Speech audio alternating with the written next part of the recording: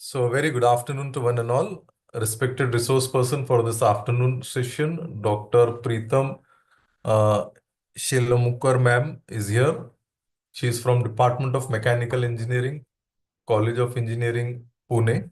So, on behalf of UGC Malviya Mission Teachers Training Center, Dr. Babasaheb Ambedkar, Marathwada University, Chhatrapati Sambhajinagar, I welcome her to this afternoon session, and I would now hand over the session to her.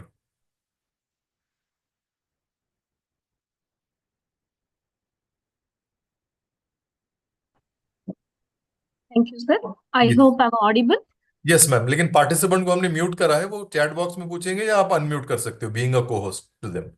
ठीक है sir, ठीक है। Chat box में भी डालेंगे तो भी मैं जी जवाब दे सकती जी हूँ, जी और मैं अनम्यूट कर भी सकती हूँ ना, जी। शायद और उनको। एक ब्रेक आपको लेना है तो after 3:45 you can take a break of 10 to 15 minutes. दो लेक्चर्स है हमारे तो।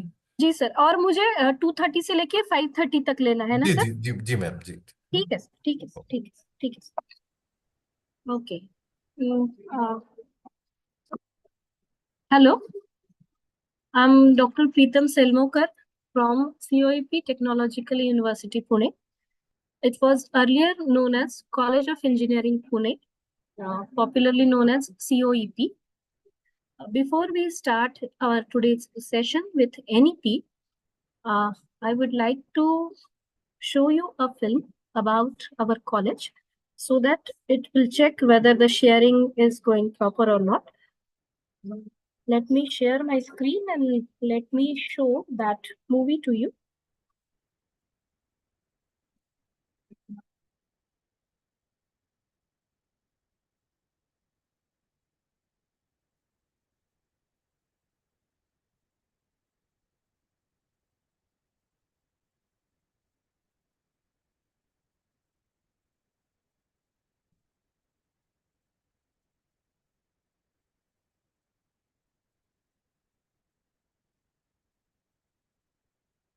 Where is that share option? Oh, why I'm not getting that? Yes, I got that share screen option.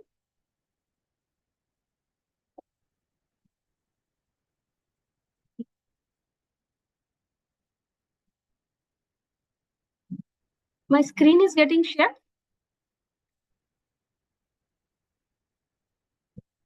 My screen is getting shared. Hello.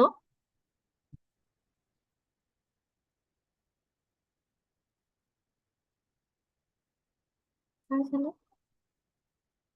अच्छा, कोणी मला उत्तर नाही देऊ शकणार आहे, ते सगळे म्यूट वर असल्याने ते मला उत्तर नाही देऊ शकणार आहेत. त्यांना अनम्यूट प्रोबेबली एक मिनिट, ती मूवी दाखवायची आहे मला, पण ही शेअरिंग स्टॉप केल्याशिवाय ती मूवी नाही दाखवत येणार वाटतं.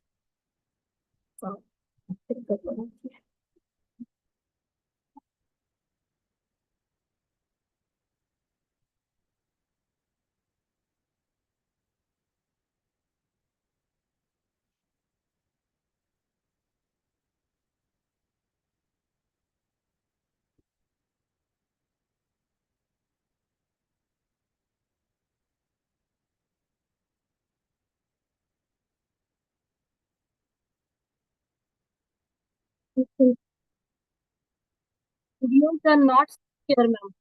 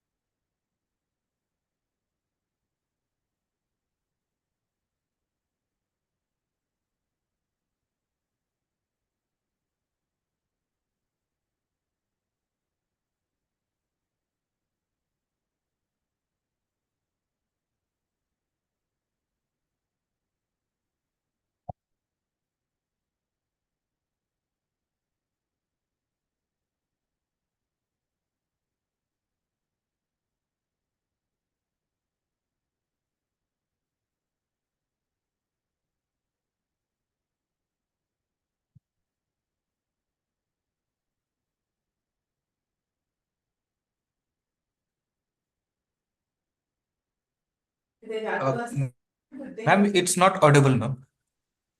Video is playing, but audio or not. नहीं है ते. You can stop the sharing. Okay. Ma'am नीचे के साइड में रहता है मैम साउंड ऑफ से जिसे शेयर करते हैं ना द हाँ. Right hand side yes share the sound बोल के ऑप्शन है तो वहाँ पर क्लिक करना है उसके बाद शेयर हाँ, हो एक मिनट, शेयर स्क्रीन के बाजू में है क्या? यस यस मैम आप शेयर करते हैं ना शेयर करने के बाद राइट हैंड साइड में रहता है मैम अच्छा. ऑप्शन में रहता है share sound and optimize of the video sharing layouts and options. Yes अच्छा. Yes yes share sound. हाँ हाँ हाँ. यस यस मैम उस बॉक्स पर आपको क्लिक करना है हाँ हाँ, किया मैंने, किया यस मैंने. अभी शेयर कीजिए मैम वीडियो जो भी अपना अच्छा अच्छा यस अच्छा.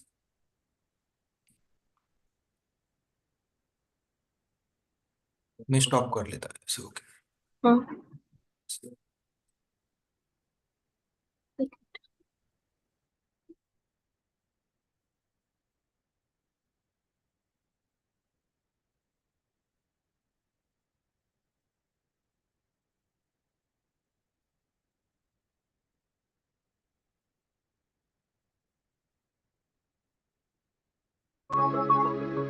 Yes ma'am Yes.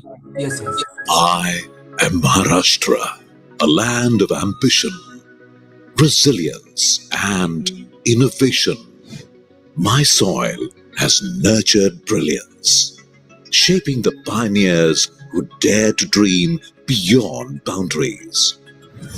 From the hallowed halls of institutions like the College of Engineering Pune, COEP, and Veer Mata Jijabai Technological Institute, the VJTI, my legacy in technical education began.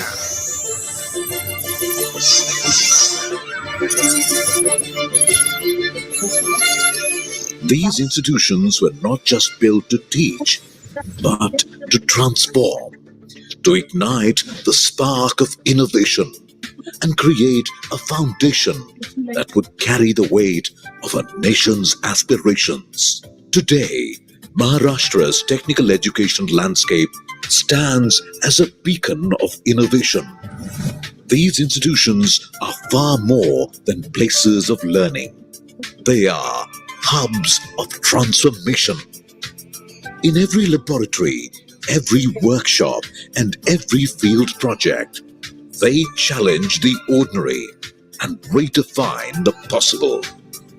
From advancing rural technologies to addressing global challenges, their work stands as a vivid testament to the relentless progress we witness every day. I have seen the technical education in the state of Maharashtra evolve over the last 4 decades. It has diversified, it has scaled, and it has matched to the economic development of the state. At the heart of this journey is the Directorate of Technical Education, Maharashtra. Providing scholarships, mentorship, and skill development, DTE ensures that every student can dream and achieve regardless of their background. What we have today is a leading state offering a maximum number of technical programs and maximum number of engineering graduates from the various engineering colleges in the state of Maharashtra. So it has provided the access and availability to the students at large, irrespective of the location. So the colleges in Maharashtra are very well spread across the entire state of Maharashtra. This support transforms access to education into opportunities for success. It empowers individuals to go beyond their limits and achieve their full potential. But my pride lies not just in progress. It lies in the lives touched, the communities uplifted, and in futures reimagined. Here, innovation is not just about invention. It is about making a difference where it matters the most. Our future is an open canvas, and my students are the artists. With a foundation built on ambition and a vision that knows no limits, they are shaping a smarter, greener, and a more connected world.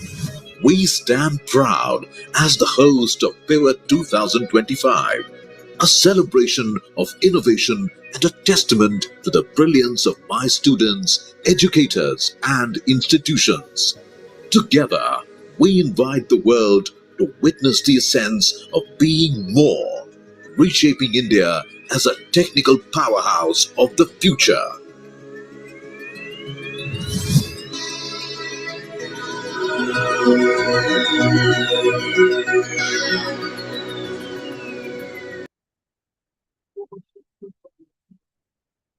So this was all about my institute, which is 170 years old, and being 170 years old institute, the government of Maharashtra has given us a responsibility to implement this national education policy, and many experiments are being done in our institute to implement this new education policy. As you all might have gone through the NEP document. Long back, the NEP document is issued, and we all know that it was moreover a policy document. And now, when it comes to implementation of this policy, actual implementation of this policy, many challenges were faced. And so perhaps that's why today I would like to share you that how COEP Technological University has adopted this new education policy into curriculum for last 2 years. What are the difficulties we are facing, and what are the challenges we are solving, and what are the opportunities, how we will be benefited. Our experiences will be shared in this presentation, nothing else. So what we will do is we will divide this presentation in 2 parts. In the first part, I'll be talking about how this new education policy is implemented in technical education. And in the second part, there is one vertical in this sometimes I'm calling it as new education policy, sometimes I'm calling it as national education policy, so that N stands for both. So in the second part, I'll be talking about one of the verticals in this NEP, that is Indian knowledge system. Nowadays, the name has changed. Sometimes people have started calling it as Bharatiya knowledge system.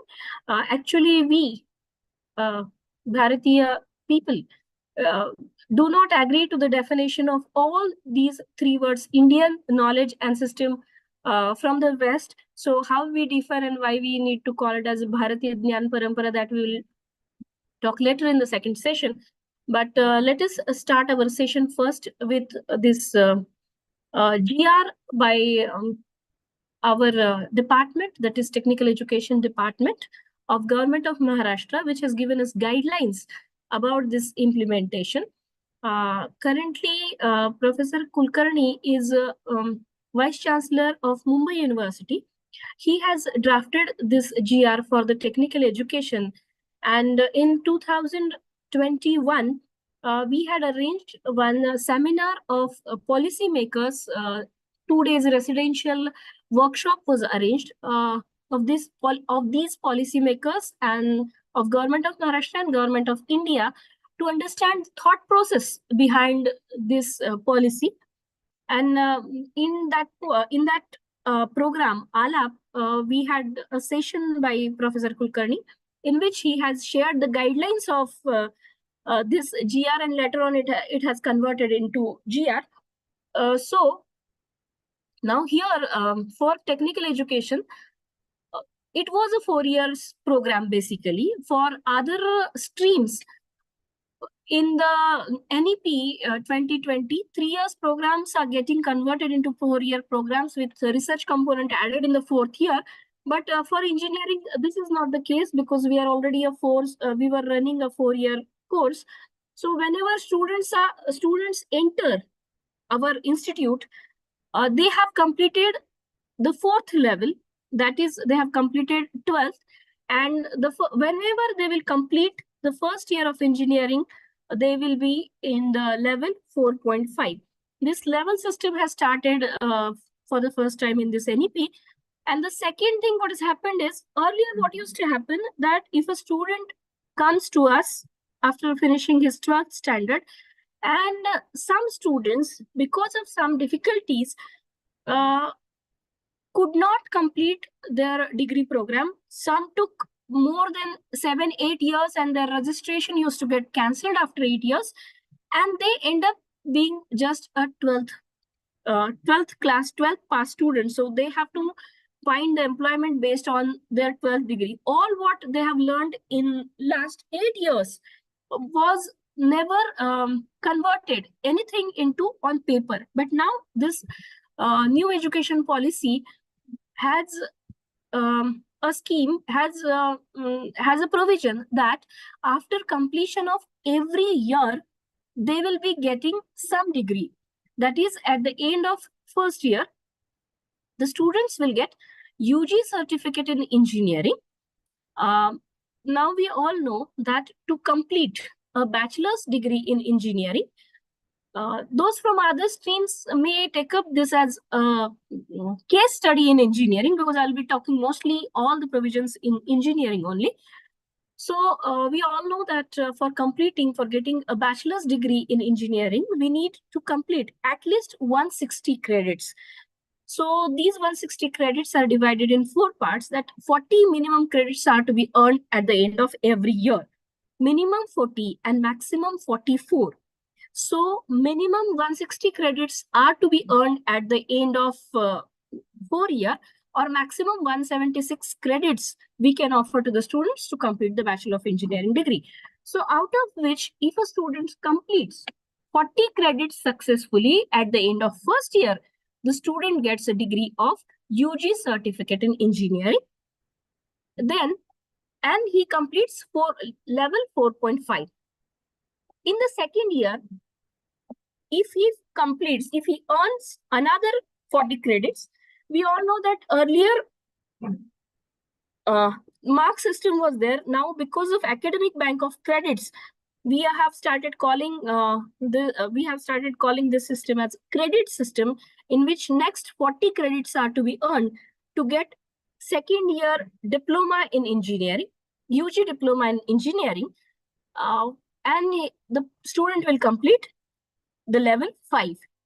When he will complete the level 5.5, the student will get a degree, BVoc or BSc in engineering or technology. Mostly, many of the universities are following BVoc nowadays.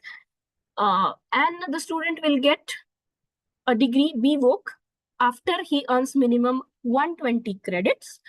And once he finishes 160 credits, then he'll be getting BTech or BE. Here we get BTech in COEP Technological Institute, BTech in engineering with multidisciplinary minor.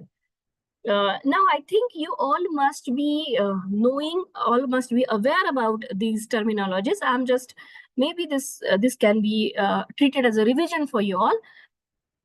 This is an interesting term, BTech in engineering with multidisciplinary minor. Now, what is this multidisciplinary minor? This multidisciplinary minor is a new interesting feature of NEP 2020. This multidisciplinary minor can be a subject other than the branch in which the student has taken admission. It can be totally from a different discipline. So what is this? If suppose I am a student of mechanical engineering and I have taken admission for the course of mechanical engineering, then I can learn a subject worth 14 credits from some other stream. If suppose I am interested in computer engineering, I can take up subjects of computer engineering worth 14 credits. It will be a well-structured designed minor from that particular department. And then I can earn a degree of BTech in mechanical engineering with multidisciplinary minor in computer engineering. This is one possibility. If I am a mechanical engineering student, but very much interested in literature, then what I can do is, if COEP Technological University has a MOU with some other institute which teaches literature, or if suppose I am interested in economics, then COEP has a tie-up with Gokhale Institute of Economics. Then our students can go into Gokhale Institute and can earn 14 credits from that institute. They will be taught by Gokhale Institute, they will be evaluated by Gokhale Institute, and their credits will be deposited into the ABC account. We all know that nowadays, even school children are getting APAR IDs. So we all the children will have academic bank of credit, and it is mandatory, it is compulsory for all the institutes to have APAR IDs of all the students. And every now and then, every month, whenever we have to give report about NEP implementation, we have to give the percentage that how many students have enrolled into that academic bank of credit. So it has become mandatory. So those credits, that this is for this, that the credits can be deposited from some other institute. And now there can be practical problems, like the students will have a certain timetable of COEP Technological University, and there will be a separate timetable of Gokhale Institute, and the distance can be more in big cities, the commutation can be a problem. So how the students will manage to learn from two different institutes which are physically at some distance apart. So for that matter, in this new education policy, there is a provision that 40% of the credits can be earned. What is this running at the background? Anyways, so 40% of the credits, 40% of the total credits can be earned online as well. So whenever we have to make such type of arrangements, we can take help of this possibility that online, offline, or hybrid mode is allowed for the 40% of the credit out of the total credit. So this is the feature multidisciplinary minor. Now, at the 6th level, now what used to happen that earlier we used to teach we used to follow same curriculum, same structure, and same syllabus for all the students. But now there is a provision that if a student is a fast learner, if a student has got more capacity to learn, then we can offer additional 20 credits. We'll see that what are the requirements, who can we offer these additional credits. We can offer 20 more credits. You can see that credit requirement minimum was 160 in the first row. In the second row, where I'm talking about bachelor's degree in engineering, honors, and multidisciplinary minor, this honors is an additional word in the second row. And for that, to get that honors into my degree name, I will have to study minimum 20 credits more than other students. So this is a second possibility that I can get an honors degree. We will go into the details. There is one more possibility that I can have a degree of BTech in engineering, honors with research. So there are two possibilities: BTech in engineering honors and BTech honors and multidisciplinary minor. This remains common. BTech honors with research is another option. Still, here also I will have to earn 20 more credits. There is one more possibility that I can get a degree of BTech in engineering, in say mechanical engineering, the name of my major engineering discipline, that is mechanical engineering, with double minors, multidisciplinary minor, and say my specialization minor is in literature. So we will understand what are these degrees one by one. Everywhere, to get some additional thing in my degree, I have to earn minimum 20 more credits. Okay. So these things we have already discussed, that for each semester we have to offer minimum 20 and maximum 22 credit. And these minimum credits are mandatory as per National Credit Framework. This NC National Credit Framework, all of us might have downloaded from the internet. It is easy, openly available, and we have to get ourselves acquainted with all the terminology of these of this National Credit Framework, where level-wise credit attainment and flexibility, all these things are explained nicely. This GR is crux of all that National Credit Framework. So the next thing they have introduced, what we have already talked, that for level 6, we have 4 options, which we have just now discussed, and then each option we will discuss in detail.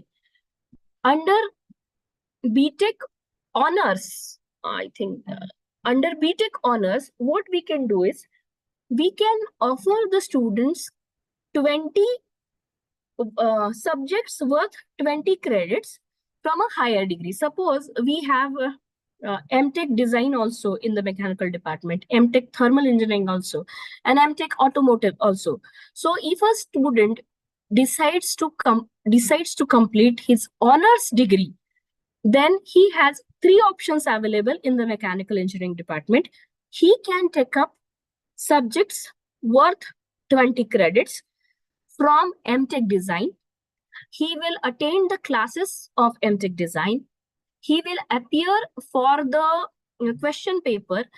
Theoretically, the question paper has to be, same for honor students and PG students.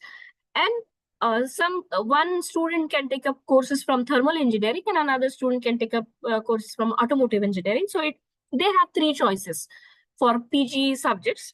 And if they can clear, only the condition is they need to clear these subjects with a minimum standard that will be decided by the university itself.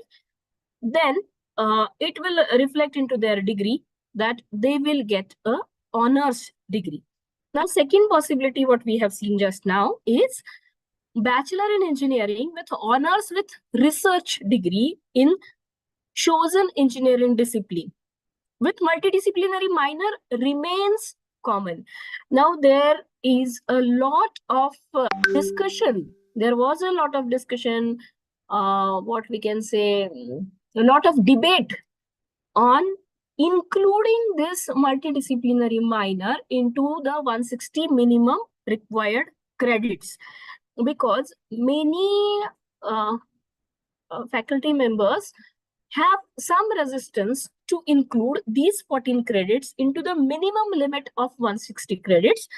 But I know, including COEP Technological University, 2-3, we have one institute, Pimpri Chinchwad College of Engineering here. I think VZTI Mumbai also. Many standard institutes have included these 14 credits into the 160 credits, and they have kept their credit limit to 160. Some of the institutes have opted for the higher limit and have added those 14 credits above 160. So that depends on the choice of the academic council of that particular university, that particular institute. But those 14 credits are mandatory nowadays, and we have to give many choices for multidisciplinary minor for these students. COEP Technological University offers 13 minor options. Now, right now, I do not have that list of minors available with me. Into the break, I will try and make it available, and I'll show that what 13 minor subjects COEP Technological University is offering to the students, and most of them are from most of them are of multidisciplinary nature. Disciplines other than engineering are included into it. So basically, first, but we were talking about honors with research. Actually, I got diverted and talked something about minor. Honors with research, to get that degree, we have to complete what we call as BTech projects in final year. 6 months we complete BTech project for getting our bachelor's degree. If a student completes that type of BTech project in some other branch of engineering, some multidisciplinary project additional to his mandatory internship, then the student is bound to get additional degree, that is honors with research. So the student has taken up 20 more credits related to research.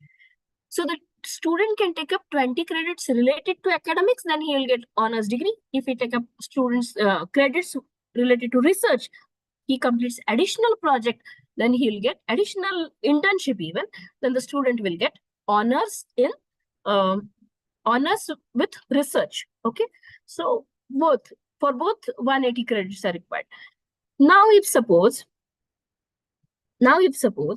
a student is capable and interested in 2 multidisciplinary minors, means the student takes up one minor from, say, a student basically from mechanical engineering takes up one minor worth 14 credits from, say, computer department, that goes into mandatory 160 credits, and the student additionally wants to take up a subject from, say, finance.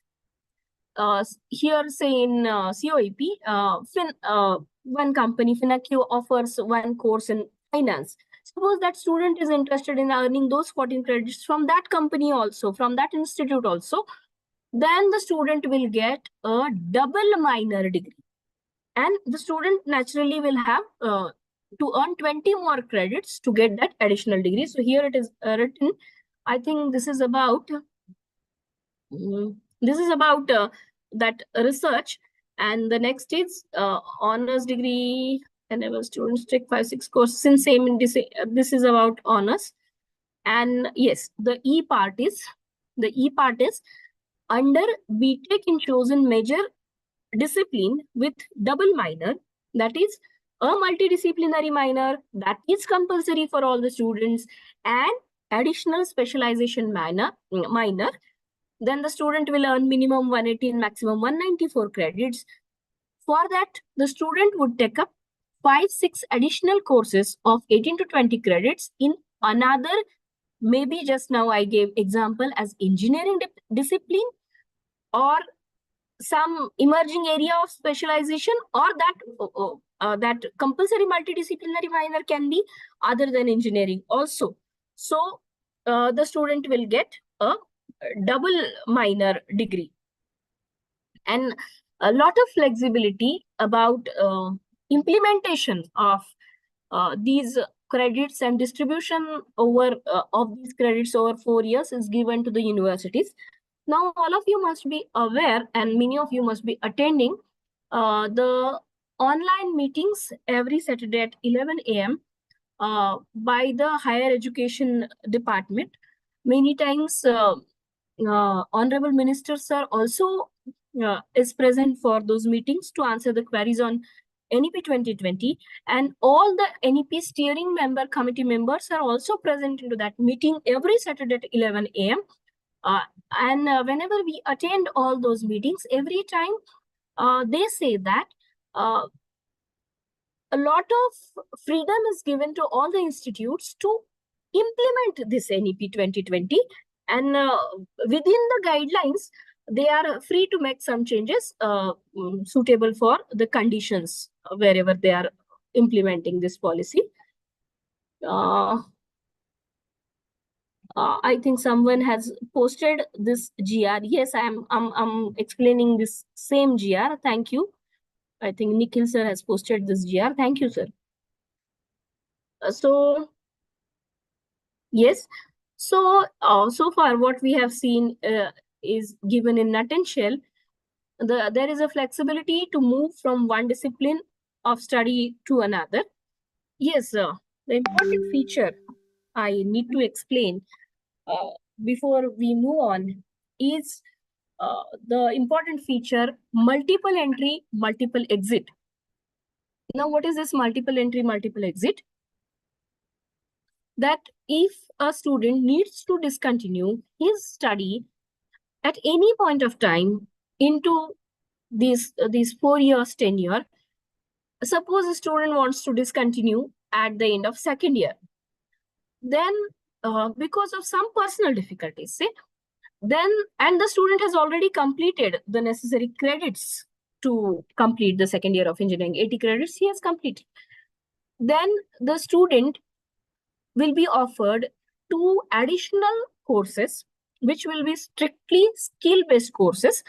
We as institutes have to design those exit courses. We have to propose those exit courses, which will make the student capable of earning something based on the skills imparted into those 2 courses, worth 6 to 8 credits. Some of the institutes have designed for 6 credits, some have designed for 8 credits. And after completion of those 8 credit courses, the student will be getting, at the end of second year, we have discussed, the student will get UG diploma. So the student will get UG diploma and he will have those 8 credit courses, which will enable him to earn for his survival for next few years. And the student, if say his personal difficulty is solved, if he earns sufficiently, or whatever health problem if he is facing, the problem is resolved, the student can join back to his her original institute within 3 years span.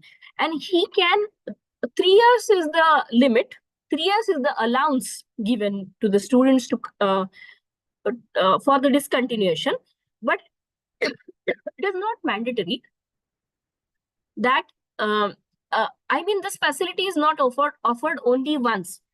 The student can take breaks as per his her need also. So this multiple entry, multiple exit is the option which makes this policy student centric. There are a lot of student centric changes which are coming because of this new education policy. That's why they call it as student centric policy, because of these type of policies added. Okay.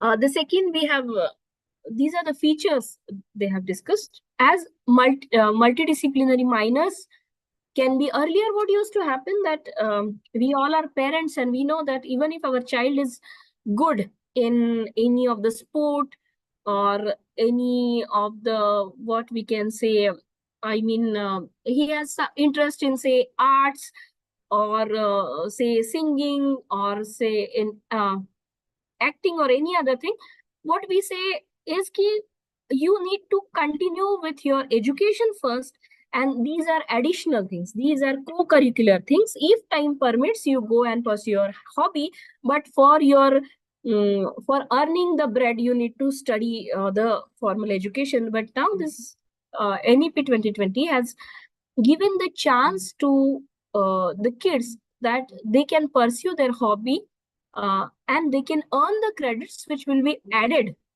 for getting the formal degree also. This also honors individuality of every child. In the same class, we will have students with different, different characteristic. Each student coming out of the institute will have a different identity, because they will have different minors chosen. There is a lot of, we are going to see that how a lot of elective options are also given to our children. So each child will have a unique identity, and that will add a different flavor to the society even. I mean, if suppose I enter into a company which manufactures bats, cricket bats, say, then how will I design the bat? I will just refer to the theoretical calculations. However good I may be into the design subject, as I have never played cricket, I, being an engineer working in the company who manufactures cricket bats, compared to a sports person who is an engineer then that person will add some additional features. Nowadays we talk about design thinking, where we need to understand design thinking is a new concept. All of you must be aware of that, where we put ourselves into shoes of the user and try and understand the requirements of the customer, and then try and find out some innovative solutions. That is what is called as design thinking. Now imagine that people with different abilities combined together, serving a purpose, will have some innovative solutions which otherwise might not have come on to the surface. So this is a very unique feature this NEP 2020 can bring to the society. We have just now discussed about multiple entry exit options with the award of UG certificate, UG diploma, or 3 years degree, depending on the number of credits secured. This we have already discussed at depth. There was a confusion, and many were confused that one can take exit at any institute and one can enter into any other institute. This was a misconception earlier, but now I think most of us have got cleared this misconception that we can learn from various institutes, but that too within a framework. I mean, for the allowable credits, we can go outside, just like we talked about minor, or say many times many NPTEL, that is MOOC courses we call it, is in many MOOC courses are offered in which centrally the courses are run by IIT professors. The examination is taken, students earn the credits, and then we convert those credits into our system, and those are counted. So we can learn from multiple institutions, but for the sake of administration, my parent institute will always remain same. And even if I take exit at a particular point, I will have to join back to my original institute only. I think I've been talking for last 45 minutes or so. So if you have some suggestions that, or if you're finding something not correct in my talk, please let me know in my chat box so that I can adjust my talk accordingly. Actually, I don't like monologue, but this disadvantage of online system that I have to continue this monologue and cannot adjust my talk according to otherwise from your reactions, even facial expressions, I would have understood that how I need to change accordingly. But now I depend on your comments that I can receive on the chat box only. So please feel free to comment in the chat box.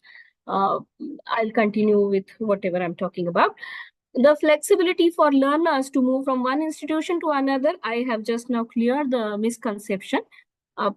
This is within the structure, and mandatory, yes, mandatory 1 semester internship or on-job training. For these on-job training, there are AICT portals also available. If someone can find out the link of these AICT internship portal and paste it in the chat box, it will be great. So a lot of opportunities are available on that AICT portal. Also, we need to be a bit flexible to offer the internship to our students wherever they find the application of their understanding, their knowledge. We can propose that internship there, because many times I have heard many of the mostly from the remote areas, teachers and administrators are worried about each and every student getting internship into the company, and mostly in remote places where they are not surrounded by the industries, then they are complaining that they are facing about getting the internship. So we can take the help of this AICT internship portal, or we can find out the opportunities wherever the students find their application on, and we can take up advantage of yes, amazing. The AICT's internship portal link is there. In some time we will open this link, and we will show that what are the possibilities available on that link. Thank you, sir. I'm thankful to you. Next is, we all must be knowing about vocational and skill enhancement courses. So what is exactly included in this, we will see in the later part of this lecture. Indian knowledge system, I'll not touch up to this right now because I'm going to talk in detail. Actually, half session even may not be sufficient to talk on Indian knowledge system.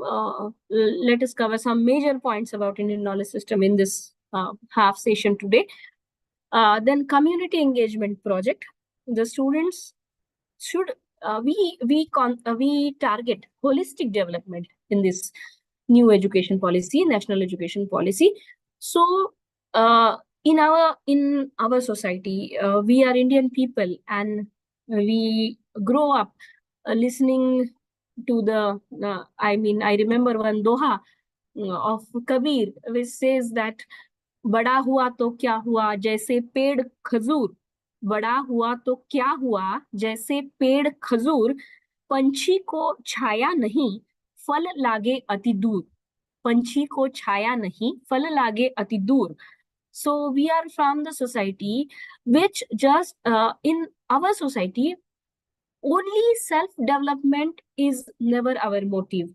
Whenever we grow, we believe that many around us should be benefited from our growth. How much we are able to serve others is the definition of a great person in our culture, in our society. So this is reflecting into the academics from this community engagement project, where the students will apply their knowledge which they have earned in their college for the society.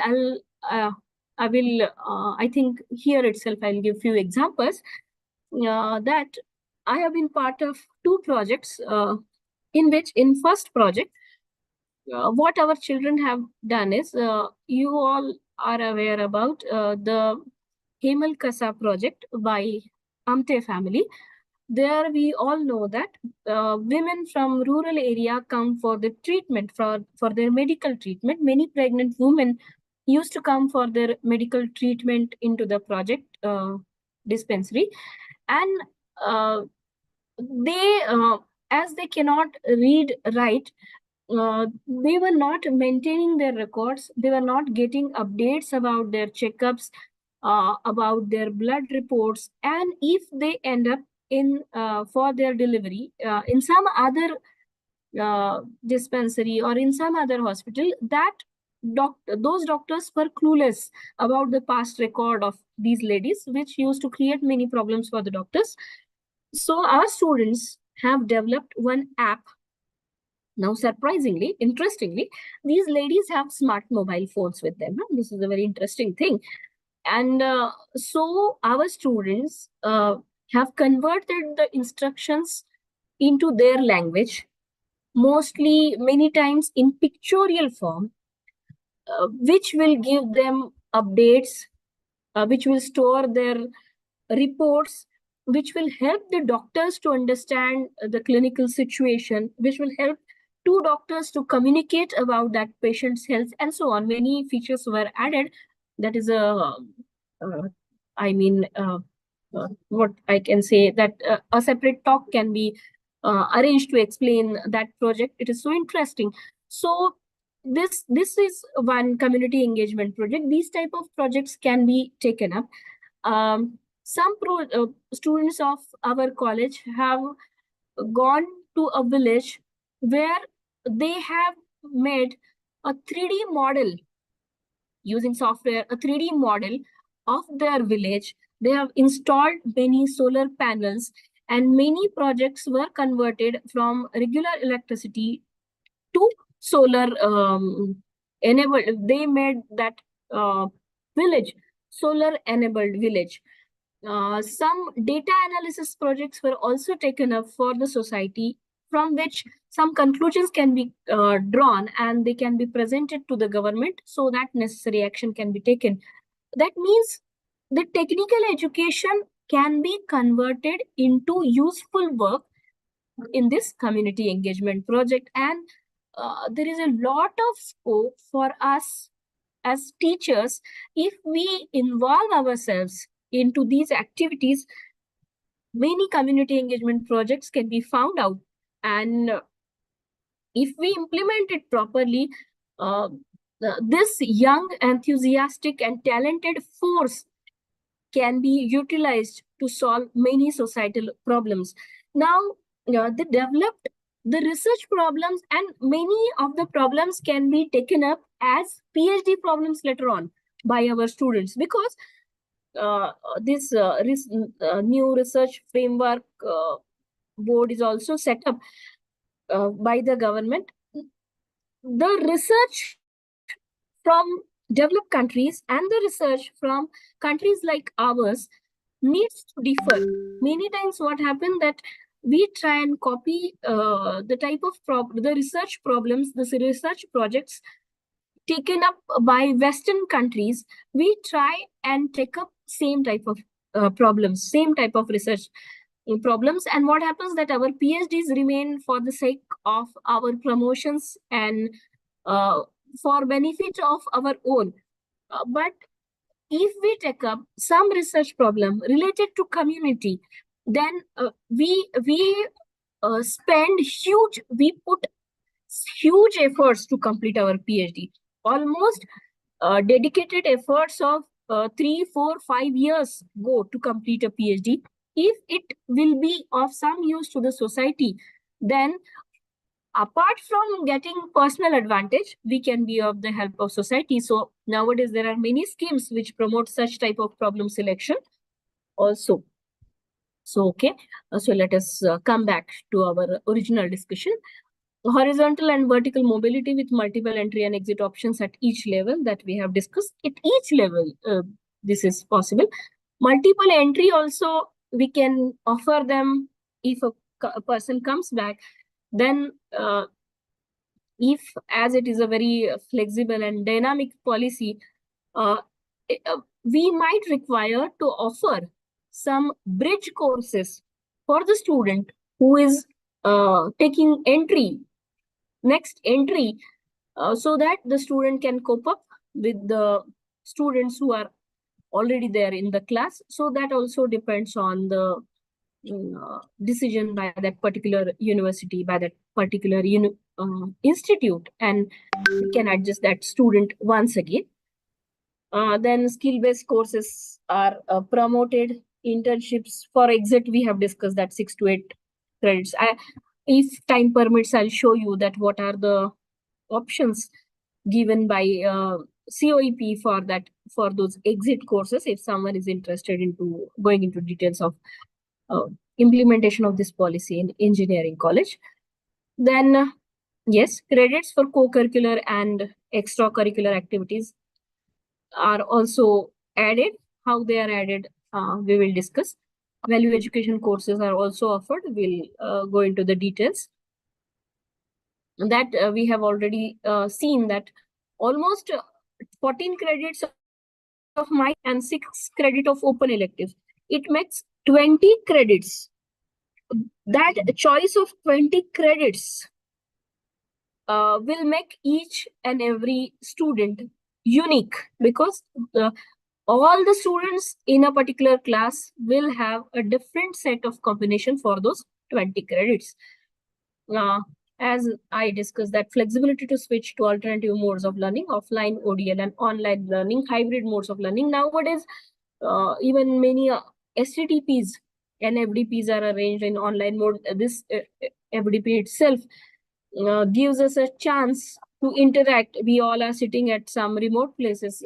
Unfortunately, I do not know that from where you all are joining. You may put up your location into the chat box so that I'll come to know that with whom I was having my communication today afternoon, that we all are sitting comfortably at our own places, and we are discussing this new education policy.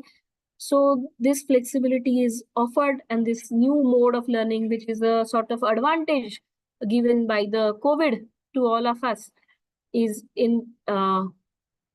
added into this new education policy. Now, there are some terminologies which we need to make ourselves acquainted with. Major subjects or core subjects naturally are to be made mandatory. 50% of the total credits should correspond to the mandatory courses. Suppose a student will be getting a major degree in mechanical engineering, then the student needs to learn core subjects. Those are also called as major subjects, program specific courses related to mechanical engineering up to 50% of the total credit. That means 80 credits. Subjects worth 80 credits must be from mechanical engineering in this 4 years course. Elective courses will be mostly from this mainstream, that is from now this I am coming with from the beginning. I'm continuing with the same example that if I am a student of mechanical engineering, that's why I'm giving example that my major is mechanical engineering. So I have to select elective courses from mechanical engineering only, and from third year onwards, there is a lot of scope of offering baskets of electives for these mechanical engineering subjects. And final year also, we offer a basket from our own college and from MOOC courses also. Vocational skill courses, internship, and CEP, field projects, research projects, they all need to connect with major. They have to be somewhere related to this major activity. Now, I think we have already covered in detail about this multidisciplinary minor. We have already discussed that it is worth 14 credits, and the minor subjects may be from the different disciplines of the engineering faculty, or they can be from different faculty altogether. This needs to be highlighted. This needs to be made clear with, and we need to accept this also. The credits of compulsory minor subjects shall be completed from the second year to the final year of UG program. They will be distributed. 14 credits, I mean, we can distribute it that there will be 4 courses of 3 credits. So 3 into 4, 12 credits, and 1 course of 2 credits can be added in one of the semesters. So you require to offer this minor for 5 semesters at least. 4 courses of 3 credits and 1 course of 2 credits. So for 5 semesters, we have to distribute. Final semester, we can keep, I mean, that choice depends on every institute, but 1 semester in the final year, we have to keep for internship. So that's why we have to start distributing this minor from second year onwards till final year. Open elective course, OE worth 8 credits, 6 to 8, maximum 8 credits. And depending, I mean, the structure can be finalized as per the availability of resources and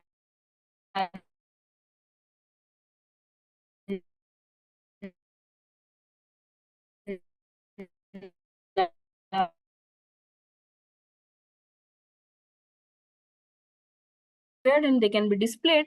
If time permits, I'm showing, it is showing that my internet connection is unstable. I hope I'm audible to all. Actually, I have found out a place where the internet connection has to be proper, but I don't know what is happening. Anyways, so if time permits, I will go to COIP website and will show you our curriculum, that how we have prepared and how we are offering these open elective baskets to other streams. I mean, each we have now 11 departments here in COIP. So suppose mechanical, and we have a concept of school also. So under School of Mechanical and Materials Engineering, we have 3 departments. Say we have mechanical engineering, we have manufacturing engineering, and we have metallurgical engineering. So we have a school-wise basket of open elective. So if we offer 3D modeling course, or say 1 course on electric mobility, or say 1 course on say non-conventional energy sources, then say these 3 courses are offered by mechanical engineering department, say, suppose, for example, then the students from other schools can take up these subjects. Students from other than School of Mechanical Engineering. These 3 department students cannot take up the open electives offered by this school. Similarly, School of Computer Engineering will have their own basket. School of Electrical and Electronics Engineering, they have a different name actually, structured differently, will have their own basket. School of Civil and Planning will have their own basket, and other school students can take up. OE is to be chosen compulsorily from faculty other than that of the major discipline. Yes, here they have written faculty. We have clubbed 3 departments into a school, similar going faculties. So we call it as a school electives. Okay. Vocational and skill enhancement courses worth 8 credits. VSc 4 credits. In this, these are skill-based courses. So mainly the practical component, the skill-based component, the training component has to be more in these subjects. And the theoretical part has to be kept as minimum as required. They are to be finished in first 3 projects so that use can be made in the 4th year. We all know Bloom's taxonomy, that application part comes into the 4th year. Whenever applicable, vocational courses will include skill based on advanced laboratory practicals of major. Here, everything relates to the our mainstream, major stream. Skill enhancement courses. Now, we will have to offer a basket of skill courses, and then a student can take up credits up to 4 credits. Now we will come to new subjects like ability enhancement courses, IKS, and value education courses, which target to the holistic development of a student. AEC is to be offered in first or second year, depending on the credits available. And mostly in these ability enhancement courses, nowadays we all, as teachers, find now there are two scenarios. Before ChatGPT and after ChatGPT, there are 2 scenarios. Before these AI tools come into picture, we all used to find that students cannot write. So even we were finding mistakes in the applications written by the students, and many times we used to correct the project reports, the thesis, even the papers written by PhD scholars, and many guides were struggling to improve their communication skills. So here AEC English is added, and many times we think in our own language. So if we are strong in our own languages, we can communicate better in foreign languages as well. So one Indian language is also made mandatory. So 2 credit English and 2 credit. Many of the colleges are offering Sanskrit also nowadays under modern English, Indian language. Now what has happened that students are no more writing incorrect letters, and everyone is writing as if the person has graduated from Oxford. But many times the human touch is missing, and very lengthy applications, very lengthy letters are written, and many times the life is missing, and it is we almost take a feel that we are interacting with some machine. So one has to find out the balance between good communication skill. One has to use these tools. So we have to teach all these things to our students. Anyways, that is not the topic today. IKS we will be covering in the afternoon session, so I'll not talk much about IKS right now. And this value education courses, we have many of the institutes must be having already included, because it is mandatory by UGC also, that environmental science courses like environmental science, or what we can say Samvidhan of Bharat, these courses are to be included as a part of this VEC. And some modern digital and technological solution subjects can also be included. We have talked about these internship opportunities, and it has to be necessarily related to the major subject. So a mechanical engineering student has to complete his internship into industry related to mechanical engineering, manufacturing, maybe automotive, or maybe some other related subject, and it will be worth 12 credits. And as I was saying, that one semester internship we have to offer compulsorily. That decision depends on the college availability and many other policy things. 7th or 8th semester we can offer. Generally, we do it. Earlier also we used to offer it in the 7th or 8th semester.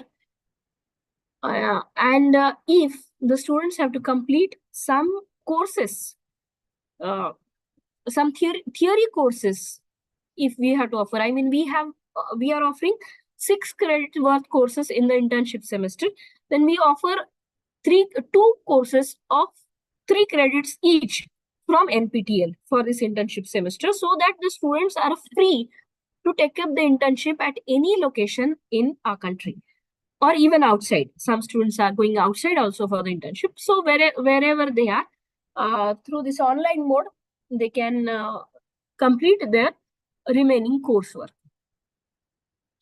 Field project, generally it is to be offered in the second year of UG program. But what happens that many times for the field projects, the student have to go to some remote location, maybe in some village, or maybe they may find out a community engagement project near to their hometown or so. So what we have done is, in the vacation period, after completion of first year and before beginning of the second year, there is a vacation period.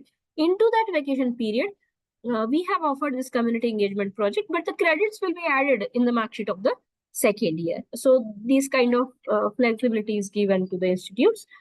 Co-curricular courses such as health and wellness, yoga, sports, fitness, cultural activities, NSS, NCC, all this worth 4 credits can be included into their curriculum.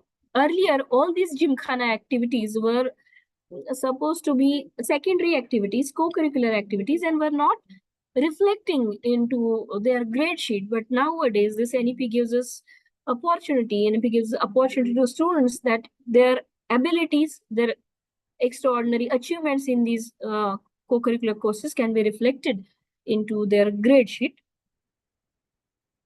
Then we have discussed in detail already about this double minor degree or honors degree, in which 18 to 20 credits are to be given to the students. But the requirement for this, the student must have earned at least a grade 7.5 as her CGPA, so that it is proven that the student is a is doing well in the academics, so that he or she is capable of taking up that additional burden of 18-20 credits easily. Then and then only that particular student will be offered this double minor or honors credit. The student will have to prove that she can easily take up these additional credits. Yes, already we have discussed honors with research. Additional credits to be offered in the final year, as I was saying, that research project has to be taken to complete this degree of honors with research. As per the UGC regulations, just now I was saying that 40% of the total courses being offered in a particular program through online learning courses offered through Swayam. Nowadays, Maya Swayam platform is also there, where the courses are available in the regional language. And if someone is interested, we can go to the NPTEL site as well today in this course itself, where n number of courses are available, which can be offered to our students. Now, this was the basic framework. Keeping it in center, we too have framed the structure. Each school has prepared structure of their curriculum. After discussing this structure, we might take a break of 15-20 minutes, and then we can start with the IKS. Before that, let me finish this quickly. We have to acquaint ourselves with this terminology, that what is BSc, what is ESC. basic science course, engineering science course, and you can see that there is a broad framework is given within which we have to adjust our subjects. Basic science courses, naturally they are to be covered in first 2 semesters, and some engineering courses are to be fitted into the first 2 semesters. Then program courses, we know that PCC is something related to our major courses, major discipline. Program elective courses, PEC, are also to be within this major stream. MDM, as I said, that there are 13 verticals offered by COIP. Many other institutes are offering verticals, and one college in Pune, that is Pimpri Chinchwad College of Engineering, have set up a separate department. I learned that for these multidisciplinary minors. So there are n number of, I think people are finding out many innovative solutions to offer these MDM courses. Open elective other than a particular program. So all these, so as I was saying that 14 plus 8, 22, 20 to 22 credits other than the major streams can be offered with the help of these, combining these 2 streams, minor and OE. It all becomes multidisciplinary courses. VSCC courses are skill-based courses. We have already discussed. Ability enhancement courses, all many humanities and social science and management courses. You can see that 4 plus 4 plus 2 plus 4. So almost 14 credits are given to HSS, we call it as HSSM courses, where all these courses come into picture. And so a different angle is given to the personality of the student through these courses. And experiential learning courses, like we have discussed, field project, CEP, internship, and here in COEP we offer a minor project in the 3rd year also. They have a mini project, or some institutes call it as minor project. Let us call it as mini project, otherwise it will confuse with the term minor. It is to be related with the, excuse me, it is to be related with our major stream only. It has nothing to do with the minor subjects. It is related to our major stream. And naturally internship and OGT are to be related with the major streams. Co-curricular courses, which are also called as liberal learning courses. If time permits, I'll show you the list of liberal learning courses offered by COEP. So this all adds up to minimum 160. We have restricted ourselves to 160. Because every credit, I mean, why we are restricting ourselves to the lower limit? Because please remember that every additional credit requires a huge investment in terms of resources, in terms of faculty, and in terms of student engagement hours also. So we should not burden the students additionally. We have to limit the contact hours, and we have to allow them some time. We have to give them some space for self-learning as well. So restricting ourselves to lower limit of credits is also a good policy. Anyways, so yes, we have covered most of these things. We have already discussed that 50% of the total credits go into core subjects, and we have discussed all these things in detail. Indian knowledge system, we will be covering into the latter part.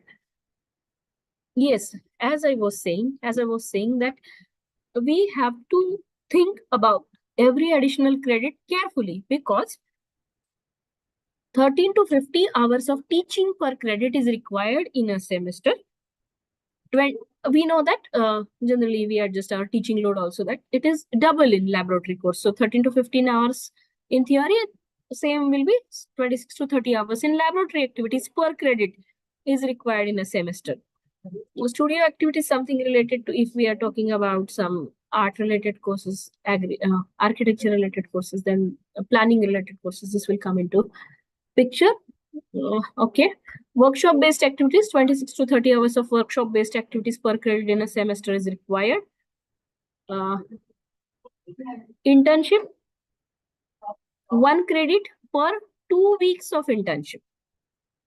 So if the internship is of 2 credits, worth 2 credits, then the students will have to work for 4 weeks for that particular internship for 2 credits.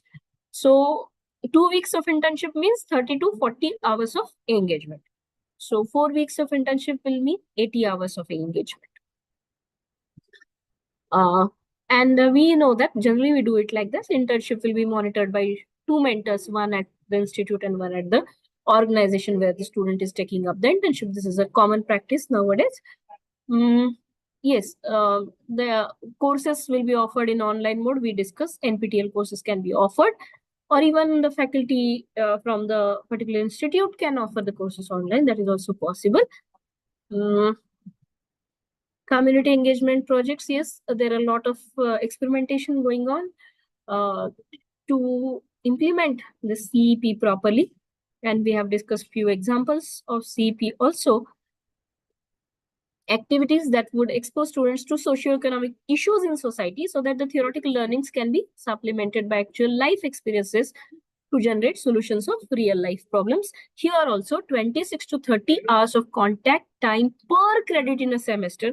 So if it is worth 1 credit, then you can, calculate accordingly. We have already discussed. Academic bank of credit, we have discussed. Multiple entry, exit path, and lateral entry. Will just go through the guidelines and we'll stop.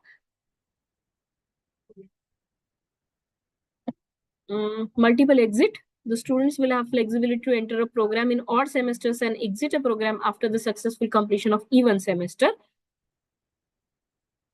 We know that we have discussed that how the UG certificate degree can be awarded by securing additional 8 credit worth work-based vocational courses or internship apprenticeship offered during summer vacation. This is in addition to all the credits the person has already earned.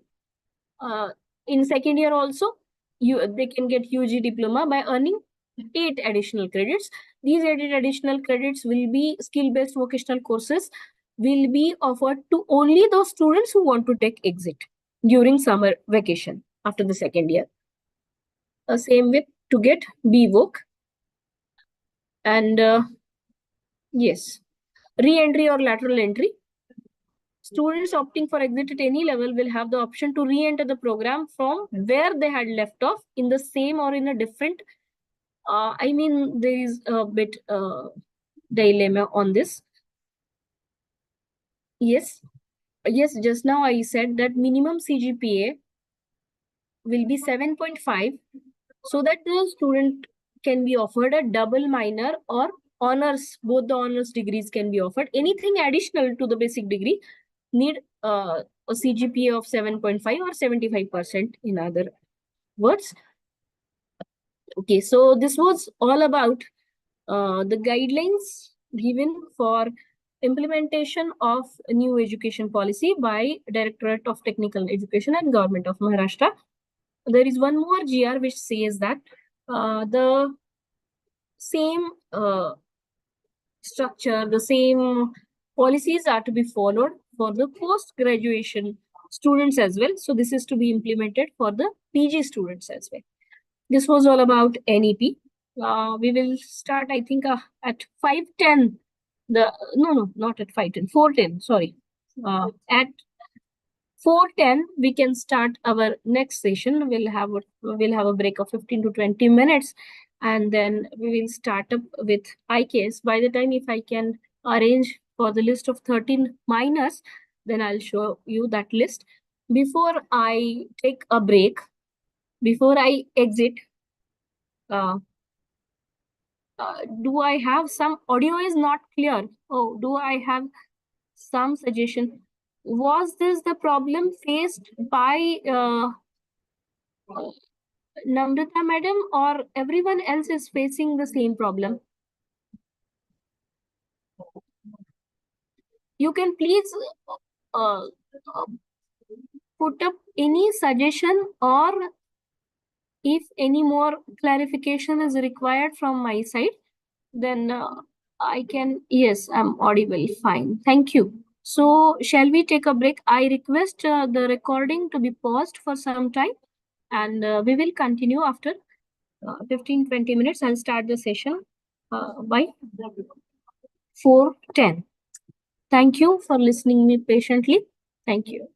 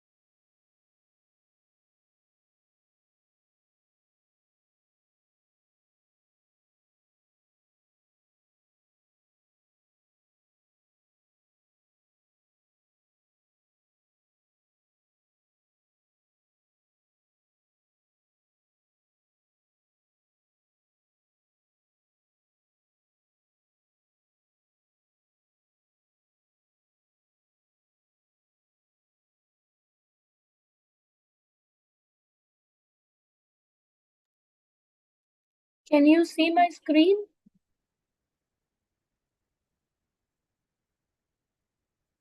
Hello?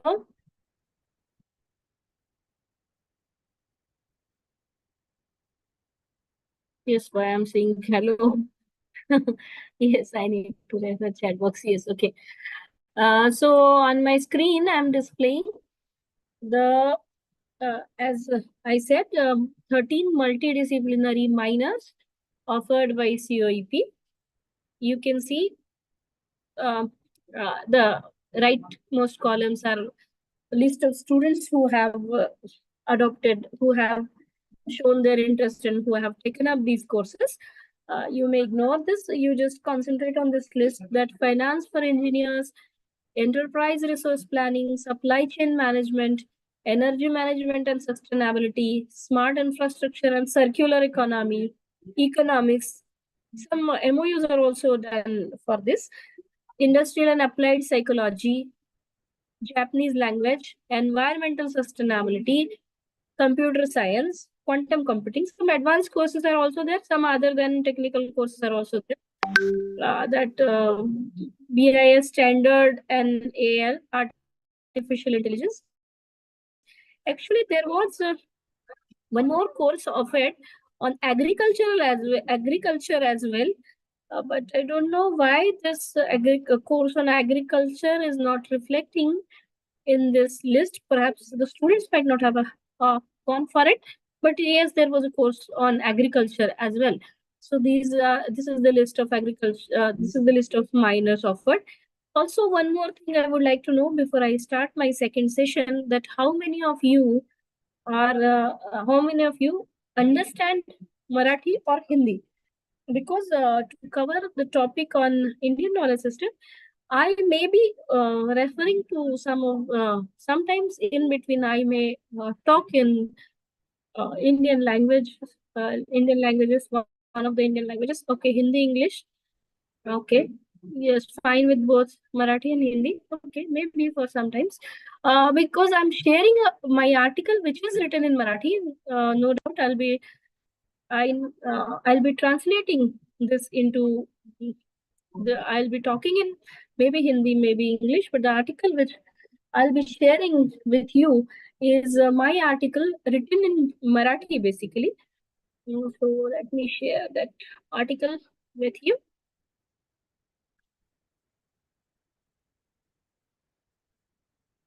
Okay.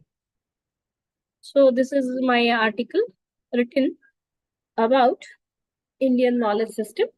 Let us start with that before we start. Give me 1 minute.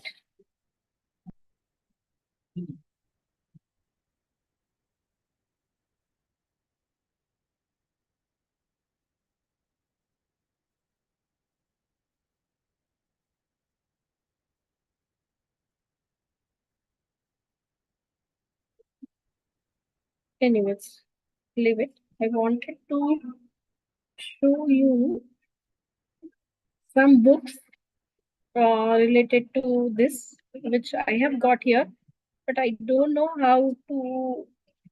Maybe I'll start my camera and will show these books to you later. Anyways, leave it. We will start with our lecture. Now, when we started with this implementing new education policy, we all of us know that we have to include a 2-credit course based on Indian knowledge system into our curriculum, mostly maybe in second year, or at in the second semester of first year, or maybe in the second year. And nowadays, there is one more additional subject that needs to be included, that is specific to the stream in which the students are taking education. I mean, if the students are studying in mechanical engineering, then we have to teach them a specialized course in Indian knowledge system. Now, nowadays we don't call it as Indian knowledge system, we call it as Bharatiya knowledge system. Earlier it was called as IKS, now we call it as BKS. Then second thing is knowledge. The word knowledge. Now, in Western terminologies, knowledge is a synonymous to information.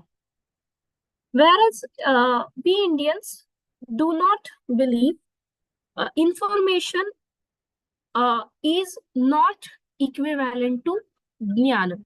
So jnana, the word jnana has a different perspective. I mean, if suppose I take up a 3-credit course on how to drive a vehicle and score 100 on 100 into that course, that how to drive vehicle, which gear is to be applied at which speed, and where the engine is located, and where the horn is located, and from where I can switch on the wipers, at what speed the wipers should be started, at what type of rain.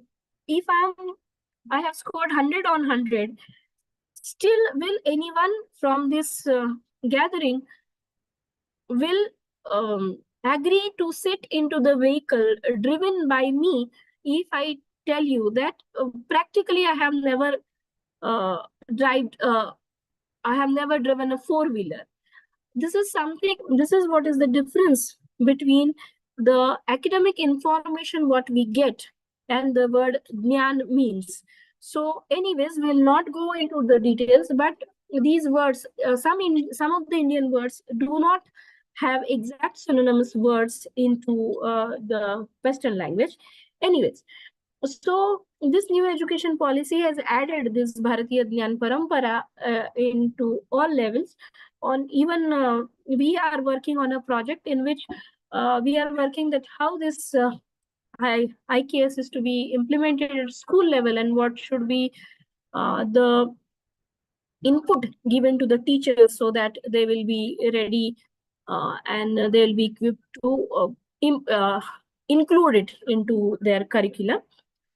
Now, when we started, there were many questions in our mind also, that why we should teach this subject to the students who have come here to learn the technical subjects. Why engineering students should learn about Bharatiya Jnana Parampara? Then what is the thought process behind including this subject in our curriculum? Many times our students also put this question to us, that why this subject is included in our curriculum. What are the opportunities? What are the challenges? Many challenges we have faced. We were not getting the experts who can teach this subject completely. We were not getting earlier, the books were also not available. Now the books are made available. Many standard books are available, but still a lot of work is to be done. We'll see how that needs to be done. So all these questions were there while implementing this policy to COEP. So we have tried to find out the solutions of these problems in our way. We talked with many experts because fortunately we are at Pune and there are many research scholars who work in these subjects. So we have contacted them. We try to learn. We try to get our curriculum designed by these experts. And they have written some articles in our textbooks also. Our textbook is being published in next month, maybe in the next lecture series. I'll be able to show our textbook, which we have developed with the help of these experts. So we were talking with our mentors in the Ministry of Education. You all must be knowing that Ministry of Education has set up one department for Indian knowledge system, and they have a website also, indianknowledgesystem.org, on which many of the guidelines are issued, and it is IIT professor Dr. Ganti Murthy heads it, and many experts are included into that panel also.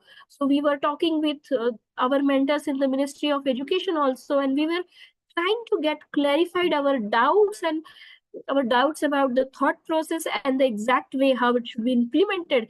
And whatever we have learned from all these experts and from all these resources, I'm trying to put it in front of you so that every person, everyone need not to invent and reinvent the same wheel again and again. That's why I'm sharing this article with you. So what exactly Indian knowledge system, Bharatiya knowledge system means?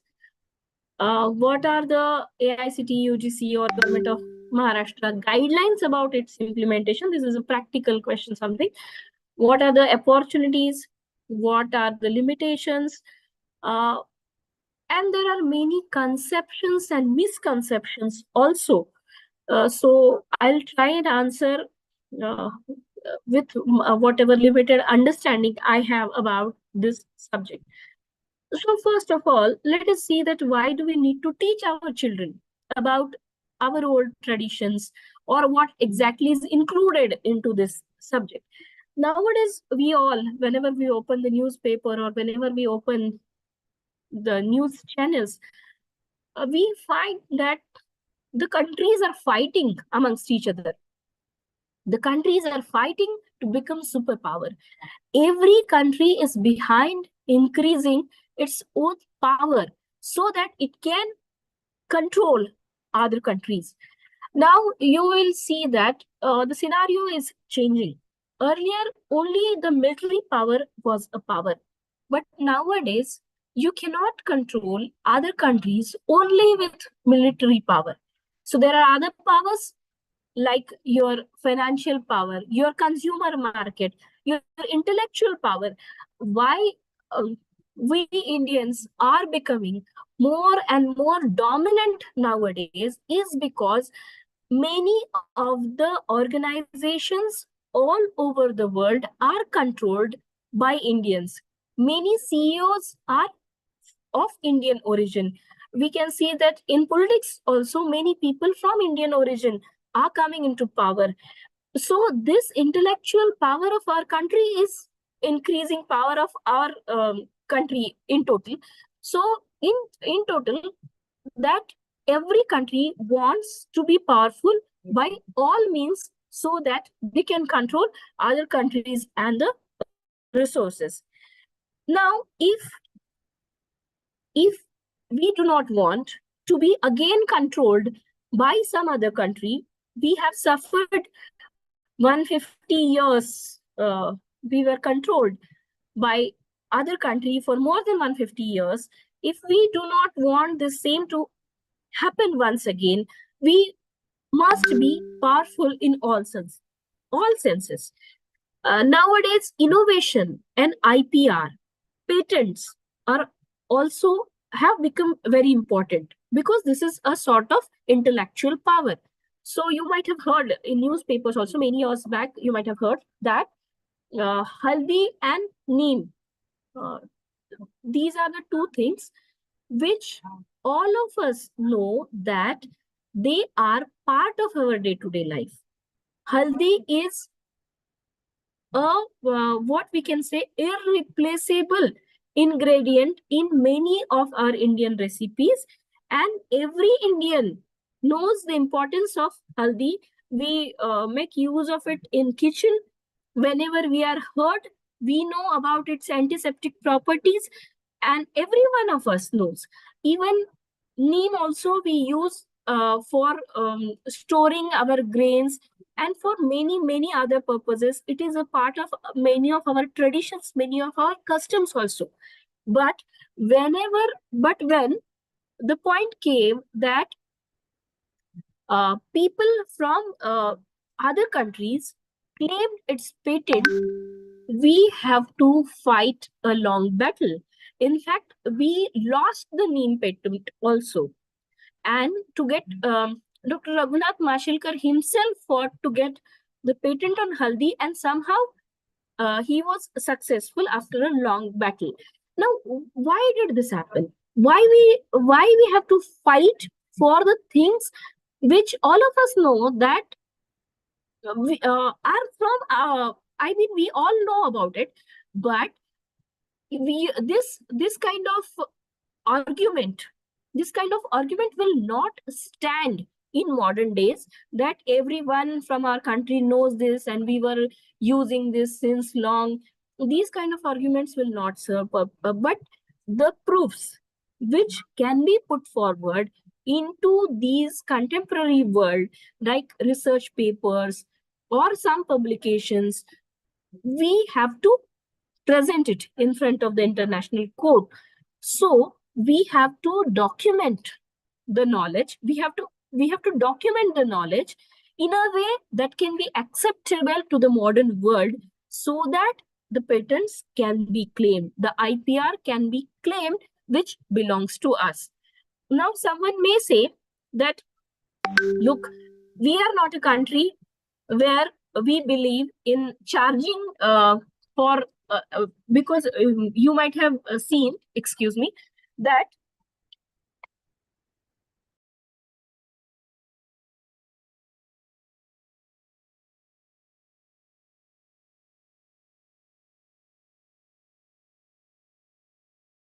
you might have seen, you might have observed that we all have heard that in Corona times, we have distributed the vaccines to other countries, even free of cost we have distributed. So this is our culture. I mean, we do not believe in charging other countries.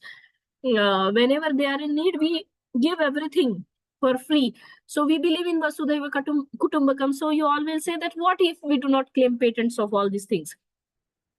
But it is not the case. If we do not claim the patents, other countries may claim patent of these things, and we may end up paying for these things which we know are which are of Indian origin. So if we do not want to pay to other countries for our very own things, then we have to put our traditional knowledge into a structured way, in a modern way, in modern accepted ways. And also, for doing that, we need to understand its worth. We need to be proud of our origin, so that we will look at our traditions, look at our customs in a proper way. So next thing is, we all, now what happens that we know that we are a very old civilization, so we have contributed in many areas like mathematics, in metallurgy, like architecture, or in medicine. We have contributed a lot. We know about it. We have heard the words like Sharat, Sukshrut, Aryabhatta, Varaha Mihir, Bhaskaracharya, Brahmagupta, Chanakya, Panini, Patanjali, we have heard. But if someone asks us that what are their exact contribution, and what research was done by all these scientists, and how it is related to this today's contemporary world, then we may not be able to answer that question, because we might not have read the books written by these people. And even if we want to read the books written by these people, as we do not know the language in which these words are written, we are not in a position to comment or talk about their contribution to the society. So we just say that jahan डाल डाल पर सोने की चिड़िया करती थी बसेरा. But why it was so? Why we were contributing a lot into the GDP till 17th century? What were the reasons? In which sectors were we contributing? In which sectors were we developed as compared to other countries? What was the technology that time that made us superior than other people? We are clueless about these technologies. We are clueless about the know-hows. So if we can find out the exact reasons, and if we can find out those lost technologies, that lost information, then probably we can use that particular technology, that particular information, whichever is applicable for today's world. So for that matter, there are two types, as I was saying, that I will talk about conceptions and misconceptions, that there are two class of people. Few people say that old is gold. In Marathi, we call it as जुनं ते सोनं. Few people say that जुनं जाऊ द्या मरणा लागुनी. We don't want new things. Few people say only old is gold. So there are two class. People belong to these two class. But there is a shloka from Malvikagnimitram of Mahakavi Kalidas, in which he says, Puranamityeva na sadhu sarvam, na chapi kavyam navamityavadyam, santaha parikshyanantara bhajante, mudhaha parapratyaya buddhihi. Which means that all poems are not good only because they are old. All poems are not bad because they are new. Good and wise people examine both and decide whether a poem is good or bad. Only a fool will be blindly led by what others say. So we need not to be at two extremes. We have to examine whatever is coming in our way. We have to put some efforts to find out whether what kind of information is available, whether it is useful today or not. And after this all effort, then we can make up our opinion. So in Marathi, I have written, स्वीकार किंवा नकार या दोन्ही गोष्टी, हे दोन्ही प्रकारची मतं बनवण्यापूर्वी आपण अभ्यास किंवा संशोधन करणं जरूर आहे. केवळ एखादा विचार समोर आला म्हणून त्याचा स्वीकार किंवा नकार आपण करू शकत नाही. So, okay, so what exactly we need to teach under this Bharatiya Jnana Parampara? So, whenever we have to study about this Bharatiya Jnana Parampara, we have to start from recent times, and we have to go by thousands of years, because ours is a very old civilization. So we have to go thousands of years back. Now you know that the geography of a particular country, geography of our own country, kept on changing, and it has changed a lot in last thousands of years. So we cannot limit ourselves to the geographical boundaries which are there today for the word Bharat. Because, for example, suppose we know that Sanskrit is a very useful language for computer programming, and there is an article written also. If time permits, or in next time, I'll share you the link of that article also, that why Sanskrit, it is included in our textbook, COEP's textbook, that why Sanskrit is more suitable for programming. And in NLP also, Sanskrit has started gaining huge importance.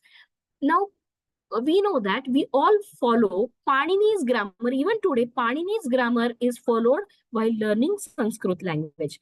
Now, if you have Google on your mobile right now, you can search that. Some people say that Panini has written his book in the country Gandhar. This Gandhar is nothing but Kandahar, which is there maybe in Afghanistan, or some people say that he has written it in a part which now is in Pakistan. So now no more these two parts are in belong to our country, but still the information, that knowledge, those books we need to study, because we are thinking for last thousands of years. We will consider all this into Indian knowledge system. Now, when we call Indian knowledge system, that need not to be necessarily information available into books, but the information available all around needs to be considered as Bharatiya Jnana Parampara. Here, allow me to use our language. I'll talk in Marathi. की आपल्या चालीरीती, बोधकथा, लोकसाहित्य, प्रथा, परंपरा, म्हणी, धर्मग्रंथ, इतर ग्रंथ, सगळ्याच भाषांमधले, फक्त संस्कृत नाही तर भारतीय सगळ्या भाषांमधले ग्रंथ, संस्कार, सण, उत्सव साजरे करण्याच्या पद्धती, काही आपल्याकडे परंपरागत चालत आलेल्या गोष्टी, काही गाण्याचे प्रकार, काही नृत्याचे प्रकार गावोगावी केलेले झालेले, वेगवेगळ्या ठिकाणी असणारे कला प्रकार, रांगोळी, चित्रकला, इव्हन पाकशास्त्र, किंवा आपल्याकडे वर्षानुवर्ष काही पदार्थ सांभाळून ठेवण्याच्या पद्धती होत्या, किंवा आता तुम्ही पाहिलं असेल की आपले परंपरागत बियाणं ज्या परंपरागत पद्धतीने सांभाळून ठेवलं, त्यामुळे ते टिकून राहिलं, त्याच्यातली काय म्हणतात त्याच्यातलं न्यूट्रिशन टिकून राहतं. असे अनेक आपल्याकडे उपाय आहेत. राहीबाई पोपेरेंना या सगळ्या गोष्टी जपून ठेवण्यासाठीच पद्मश्री मिळालेलं पण आपण पाहिलं. तर हे सगळं जे इन्फॉर्मेशन आहे, हे सगळं जे ज्ञान आपल्याकडं परंपरेने चालत आलेलं आहे, आजूबाजूला विखुरलेलं आहे, ह्या सगळ्याला आपण भारतीय ज्ञान परंपरेमध्ये याचा समावेश होऊ शकतो, हे आपण शिकू शकतो. आपल्याकडे तुम्हाला माहिती असेल, मला वाटतं मी हिंदीत बोलायला पाहिजे का, की आपल्याकडे मौखिक पद्धतीने पण एका पिढीपासून दुसऱ्या पिढीपर्यंत ज्ञान पोहोचवायची पद्धत होती. श्रुती हे खूप मोठं साधन होतं ज्ञान एका पद्धतीने दुसऱ्या पद्धतीकडे, एका पिढीकडून दुसऱ्या पिढीकडे पोहोचवण्याचं. त्यामुळे फक्त लिखित स्वरूपातच उपलब्ध असलेल्या ज्ञानाला आपण धरून चालणार नाही, तर जे काय कुठे अशा पद्धतीनंही शिल्लक असेल, पॉकेट्समध्ये अशी इन्फॉर्मेशन शिल्लक आहे, किंवा जर तुम्ही आजार बऱ्या करणाऱ्या पद्धतींचा जर अभ्यास केला, तर खूप ठिकाणी ॲलोपॅथीने जे आजार बरे होऊ शकत नाहीत, ते आपल्याकडच्या अनेक पारंपरिक पद्धतीने बरे केले जातात. आपल्यापैकी अनेक लोकांना माहिती असेल की काही लोक हाडांची दुखणी जी असतात ती काही लेप लावून बरे करतात, आणि आपण अगदी पाहिलेले आहेत त्यांच्या उपायांनी बरे झालेले लोक. किंवा काही पर्वतांमध्ये अशा दुर्मिळ वनस्पती मिळतात की तुम्हाला ते युट्यूबवर वगैरे बऱ्याच ठिकाणी ऐकायला मिळेल की दातांची कीड जी पूर्वी आपल्याकडे, आता आपण काय करतो की आपण डॉक्टरांकडे गेलो तर आपण फिलिंग करतो किंवा रूट कॅनल करतो किंवा दात रिमूव्ह करतो, या 3च पद्धती आहेत ॲलोपॅथीकडे. पण अगदी रिसेंट मध्ये पण मला काही लोक भेटलेले आहेत ज्यांनी असं सांगितलं की त्यांना काही झाडपाला माहिती आणि त्यांनी ते प्रयोग पण करून दाखवलेत की त्याच्या धूर फक्त जर आपण कीड लागलेल्या दातावर दिला तर ती फक्त तेवढी जेवढी कीड आहे तेवढी निघून जाते आणि पुन्हा जशाला तसा आपला दात राहतो. किंवा पूर्वी आपल्याला माहिती असेल की आपल्याकडे कडुलिंबाच्या काड्यांनी दात घासायचे लोक, त्याच्यामुळे अनेक वर्षापर्यंत त्या लोकांचे दात टिकून होते, त्या लोकांचे डोळे टिकून होते. या सगळे जे काय आपल्या परंपरागत पद्धती आहेत ज्याच्यामुळे आपलं आरोग्य पण टिकवलं जात होतं, किंवा हे उपाय, हे सगळं पण जे अत्यंत मौलिक ज्ञान आहे आपल्याकडे ते सुद्धा भारतीय ज्ञान परंपरेमध्ये. आणि त्याच्यामध्ये मी मध्ये एक ग्रंथ वाचला होता, भानी पुरंदरे म्हणून. जर तुम्ही सर्च केलं BN पुरंदरे म्हणून, तर he was a very famous gynaecologist of India, आणि very famous that he has some techniques named after his name. इतके ते रिनोन गायनोकॉलॉजिस्ट होते. तर त्यांनी त्यांच्या आत्मचरित्रामध्ये असं लिहिलंय की चॅटबॉक्स मध्ये काहीतरी सजेशन आलंय वाटतं माझ्यासाठी, बघूया. हिंदी इंग्लिश, ओके ठीक है, मैं हिंदी में बात करूंगी. ठीक है, मैं मेरी भाषा थोड़ी सी चेंज करती हूँ, हिंदी या इंग्लिश में बोलने की कोशिश करूंगी. तो उन्होंने उनके आत्मचरित्र में लिखा है कि एक बार ऐसा हुआ कि उनका हाथ फ्रैक्चर हुआ और उनकी बहुत सारी सर्जरीज लाइंड अप थी. तो उन्होंने सोचा कि अभी ये उनके जितना एक्सपर्टाइज उस टाइम में रिप्लेस करना भी पॉसिबल नहीं था. तो ही वॉज वरिड कि अब कैसे होगा, मेरा तो हाथ फ्रैक्चर हो गया है.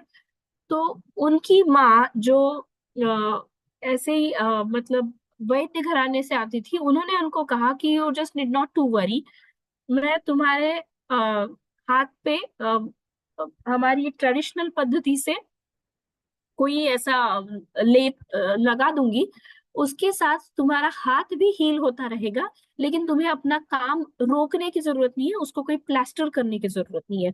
तो अब उनके पास कोई दूसरा कोई ऑप्शन भी नहीं था, तो उन्होंने कहा कि ठीक है, माँ के तरीके से करके देखते हैं। और उन्होंने, उनकी माँ ने उन्हें वो जो भी कुछ था वो हाथ को उन्होंने कवर कर दिया उनके हाथ को, और प्लास्टर वास्टर लगाने की कोई जरूरत नहीं है बोला, तो उन्होंने मान लिया और वो उनका काम करते रहे। और उन्होंने कुछ दिन बाद ही has written it into his book that उनका हाथ भी ठीक हो गया और उन्हें उनका काम भी रोकना नहीं पड़ा। तो अगर हम इस तरीके की जो हमारी ट्रेडिशनल टेक्निक्स है उनको डॉक्यूमेंट करते हैं, उनको आज की कंटेम्पररी टेक्निक्स के साथ कंपेयर करते हैं, ये सब जो पैरामीटर्स है, मॉडर्न पैरामीटर्स है, उनके साथ कंपेयर करते हैं, and then with come up with some paper, research paper, this is the comparison. जैसे हमारे यहाँ भी, मतलब ये हमें सिर्फ लाइब्रेरी में नहीं रखना है, अगर हम इसको, इसकी पेडागोगी को भी देखना पड़ेगा कि हम किस तरीके से पढ़ा रहे हैं भारतीय ज्ञान परंपरा। सिर्फ कोई इंफॉर्मेशन लेकर के, किसी बुक में से लेकर के किसी बच्चे को पहुंचाने से इसका असली मतलब हमें नहीं पता चलेगा। जैसे हमारे यहाँ, मैं एक एग्जांपल देती हूँ कि जैसे वाटर प्यूरिफिकेशन टेक्निक्स है, तो नाउ हम लोग आज कुछ केमिकल्स यूज करके वाटर प्यूरिफाई करते हैं, और फिर जो उसके पैरामीटर्स होते हैं उसको लैब में से टेस्ट करते हैं कि ये पानी पीने लायक है या नहीं। फिर उसका पीएच होगा, टर्बिडिटी होगा, या जो भी, अगर आप लिस्ट देखने जाए तो उनकी बड़ी लंबी लिस्ट आती है कि जिसमें वो बताते हैं कि एक पानी का किस तरह से लैब में वो परीक्षण करते हैं। और फिर जब हमने भारतीय ज्ञान परंपरा का प्रोजेक्ट दिया बच्चों को, तो बच्चों ने एक श्लोक ढूंढ निकाला जिसमें उन्हें पता चला, किसी ग्रंथ में से उन्हें एक श्लोक मिला जिसमें पता चला कि पहले जमाने में, बहुत साल पहले, थाउजेंड्स ऑफ इयर्स बैक, कौन से क्या क्या यूज किया जा सकता था फॉर वाटर प्यूरिफिकेशन।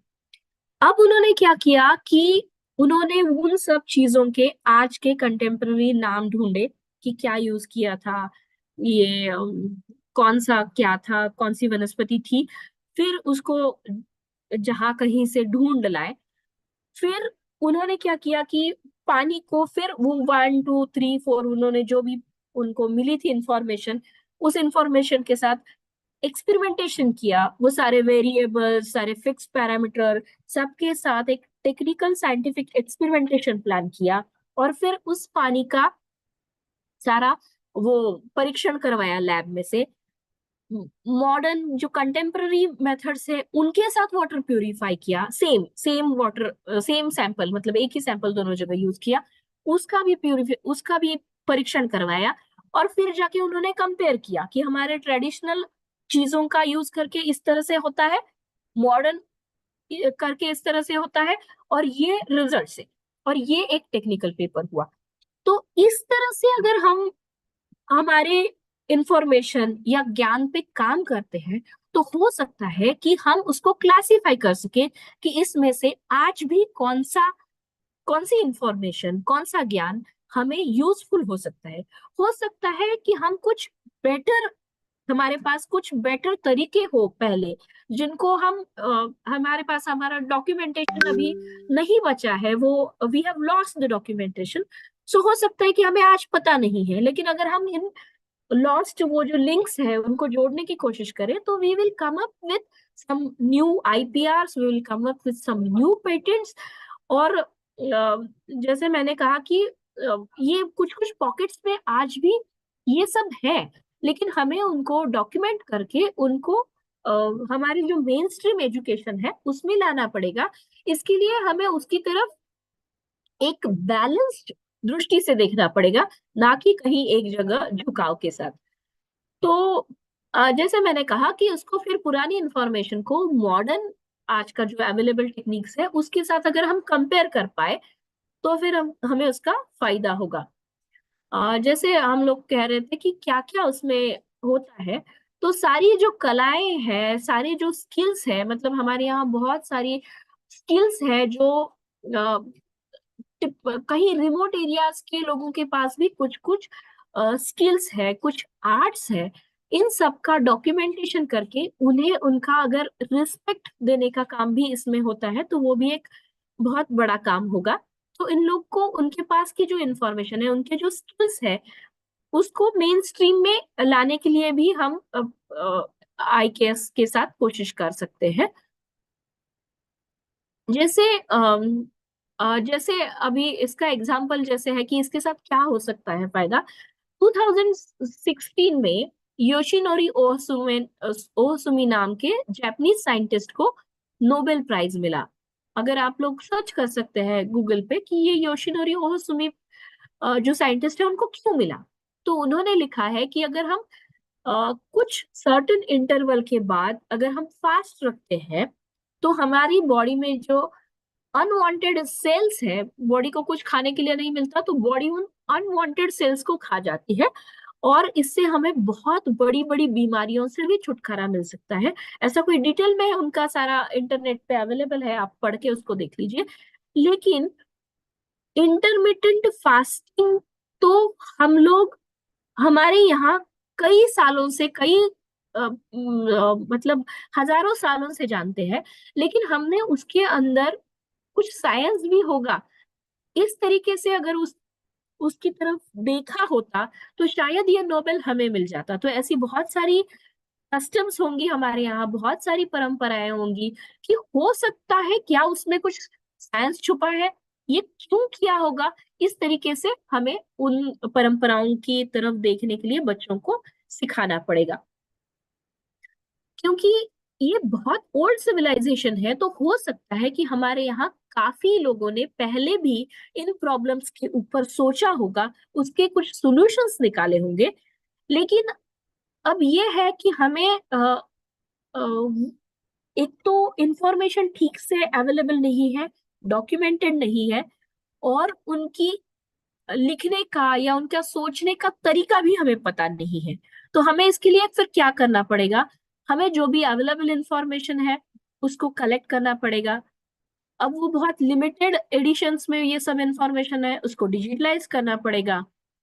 फिर इन सबको कैटेगराइज करना पड़ेगा, जैसे कौन सा, जैसे मेरे पास अभी मैंने काफी सारी किताबें देखना शुरू किया है, तो उसमें फिर मैथ से रिलेटेड कौन सा होगा, मेटलर्जी से रिलेटेड कौन सा होगा, सिविल के रिलेटेड कौन सा होगा, कौन से बच्चों को किस किताब में से कौन सा कंटेंट पढ़ाना होगा, ये कहाँ अपनी मतलब जैसे मान लीजिए कि मुझे कोई एक पाइथागोरस के थ्योरम के सिमिलर थ्योरम मिलता है, तो फिर उसको मुझे कहाँ पे रिलेट करना पड़ेगा, ये सब हमें एज टीचर्स ढूंढना पड़ेगा।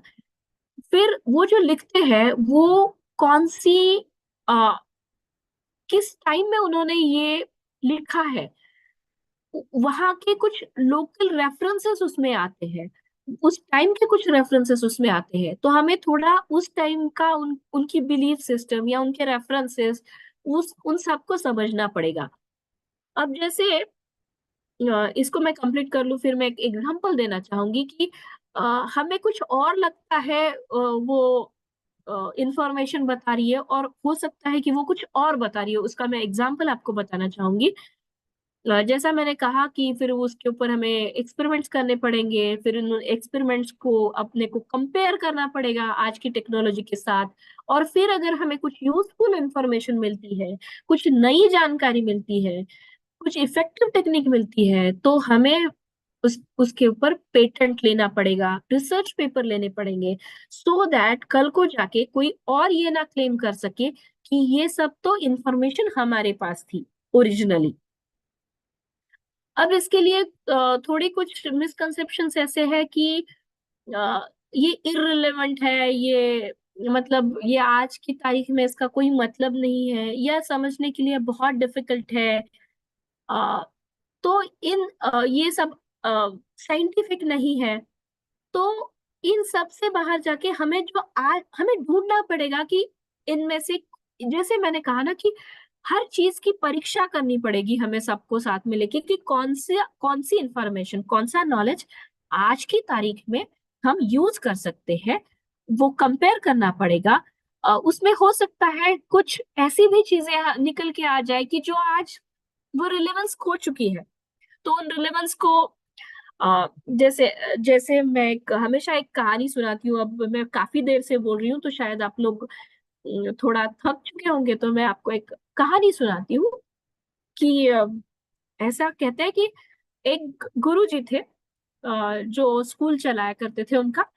और फिर वो जब सारे बच्चे उनके स्कूल में आके बैठा करते थे तो की तो बिल्ली थी। तो वो फिर कहते थे कि वो बिल्ली उनकी पालतू बिल्ली थी, तो इधर उधर वहीं पे रहती थी। तो इधर उधर शोर मचाती थी, भागम भाग करती थी, तो उनको पढ़ाने में तकलीफ होती थी, बच्चों का ध्यान इधर उधर भटकता था। तो फिर जब भी वो पढ़ाने के लिए बैठते थे तो वो कहते थे कि अरे कोई आओ बिल्ली को बांधो। तो उनका वो हमेशा शुरू करने से पहले, पढ़ाना शुरू करने से पहले उनका कहना था कि बिल्ली को बांधो। तो फिर ये हुआ कि फिर कुछ साल हो गए, वो बूढ़े हो गए, टीचर बूढ़े हो गए, और फिर वो उनकी जगह कोई नए टीचर आए, और फिर वो नए टीचर फिर उनके शिष्य आए और वो पढ़ाने वाले थे। तो जिस दिन वो पहली बार पढ़ाने वाले थे तो वो आए, वो बैठे और अब वो पढ़ाना शुरू करे। तो फिर किसी ने कहा रुको रुको रुको रुको, अभी पढ़ाना नहीं शुरू कर सकते आप। उन्होंने कहा क्यों नहीं पढ़ाना शुरू करते? नहीं नहीं नहीं नहीं नहीं, हमारे यहाँ एक ये है, कस्टम है कि पढ़ाना शुरू करने से पहले बिल्ली को बांधना जरूरी है। अब ये था कि वो बिल्ली कहीं चली गई थी, वो बिल्ली भी अब वहां पे नहीं थी। तो नहीं लेकिन लोगों ने कहा कि नहीं, जब तक आप बिल्ली को नहीं बांधोगे आप पढ़ाई नहीं शुरू कर सकते। तो फिर कहीं से ले जा करके उन्होंने बिल्ली को ढूंढा, फिर बिल्ली को लेके आए कहीं से पकड़ पकड़ के, फिर बिल्ली को बांधा कहीं ले जाके, और फिर लोगों ने कहा कि हाँ चलिए अब आप शुरू कर सकते हैं आपका पढ़ाना। तो ये मैंने क्यों क्यों कहानी बताई, क्योंकि ऐसा कुछ हो सकता है हम जो आज की तारीख में रिलेवेंट ना हो, लेकिन हम, तो ये सब हमें बैठ के इसको सॉर्ट करना पड़ेगा कि कौन सा इंफॉर्मेशन, कौन सा ज्ञान आज भी रिलेवेंट है, कौन सा अब इररिलेवेंट हो चुका है, इसको हटाना पड़ेगा, जो रिलेवेंट है उसको लेना पड़ेगा, उसको साइंटिफिक वे से दुनिया के सामने रखना पड़ेगा। सिर्फ लाइब्रेरी में रख के कुछ इंफॉर्मेशन बच्चों के साथ शेयर करके मतलब नहीं है। जैसे अब मान लीजिए कि मैं जिस बिल्डिंग में अभी आपसे बात कर रही हूँ बैठ के, जैसे जो मैंने प्रेजेंटेशन में भी आपको दिखाई, ये जो हमारी यूनिवर्सिटी की बिल्डिंग है वो 170 साल पुरानी इमारत है जिसमें मैं अभी बैठी हूँ, और हम इसको यूज कर रहे हैं और वो पूरी तरह से मजबूत है। कहीं पे भी कुछ भी इस बिल्डिंग को डैमेज नहीं हुआ है। तो अब जहाँ यहाँ पे बच्चे सिविल इंजीनियरिंग भी पढ़ते हैं, तो सिविल इंजीनियरिंग के स्टूडेंट को क्या आईकेएस पढ़ाना चाहिए? तो सिविल इंजीनियरिंग के स्टूडेंट्स को हमको ये डॉक्यूमेंट्स ढूंढने पड़ेंगे कि पहले कौन कौन सी चीजों का कंस्ट्रक्शन में यूज होता था, कौन सी चीजों का इस्तेमाल करके पहले इमारतें बनाई जाती थी, वो क्या मटेरियल था। फिर हमें उन सब चीजों को, अगर पहले तो हमें समझना पड़ेगा जिस भाषा में लिखा है। जैसे कोड वर्ड्स में काफी बार बहुत सारे कोड वर्ड्स यूज किए हैं जिसके बारे में अगर आज, पता नहीं आज टाइम मिलेगा या नहीं, मैं कुछ दिखाना भी चाहती थी कि कैसे पहले लिखा जाता था। ठीक है, अगर टाइम मिलता है तो बताती हूँ। तो उसको समझ के हमें फिर वो इंफॉर्मेशन निकालनी पड़ेगी। फिर उस उस तरीके से, फिर एक मान लीजिए कोई कंस्ट्रक्शन उस तरीके से करके देखना पड़ेगा। एक मॉडर्न तरीके से कोई एक मान लीजिए वॉल आपने कंस्ट्रक्ट किया, फिर जो आज की अपनी टेक्निक्स है कि उसकी कंप्रेसिव स्ट्रेंथ चेक करें, ये वो जो भी कोई स्ट्रेंथ्स हम कंटेम्पररी वे से चेक करते हैं, उन सारी स्ट्रेंथ्स को चेक करना पड़ेगा। और फिर एक फाइंडिंग का रिसर्च पेपर लिखना पड़ेगा कि देखिए भैया, ये अगर चीजों का इस्तेमाल करते हैं तो ये स्ट्रेंथ आती है, ये चीजों का इस्तेमाल करते हैं तो ये पैरामीटर्स आते हैं। और इस तरीके से हो सकता है we can come up with some better building materials जो हमें पहले पता था लेकिन हम उस इंफॉर्मेशन को खोज चुके हैं। तो इस तरीके का काम सिविल इंजीनियर्स कर सकते हैं। मेटलर्जी में हम सब लोग जानते हैं, मैं अभी आपको कुछ आर्टिकल्स भी दिखाऊंगी मेटलर्जी से रिलेटेड, कि आज भी बहुत सारे प्रूफ बहुत जगह पे मौजूद है जहां पे ये दिखता है कि हमारे पहले जनरेशन वाले लोग बहुत अच्छे मेटल्स बना सकते थे, और उनको ये मेटल्स कैसे बनाना है इसके बारे में काफी सारी इंफॉर्मेशन थी। अभी मैं उसके बारे में एक डिटेल आर्टिकल आपके साथ शेयर करूंगी, जहाँ पे एग्जैक्टली कौन से मटेरियल्स थे और क्या डेवलपमेंट्स थी वो सब बताया गया है।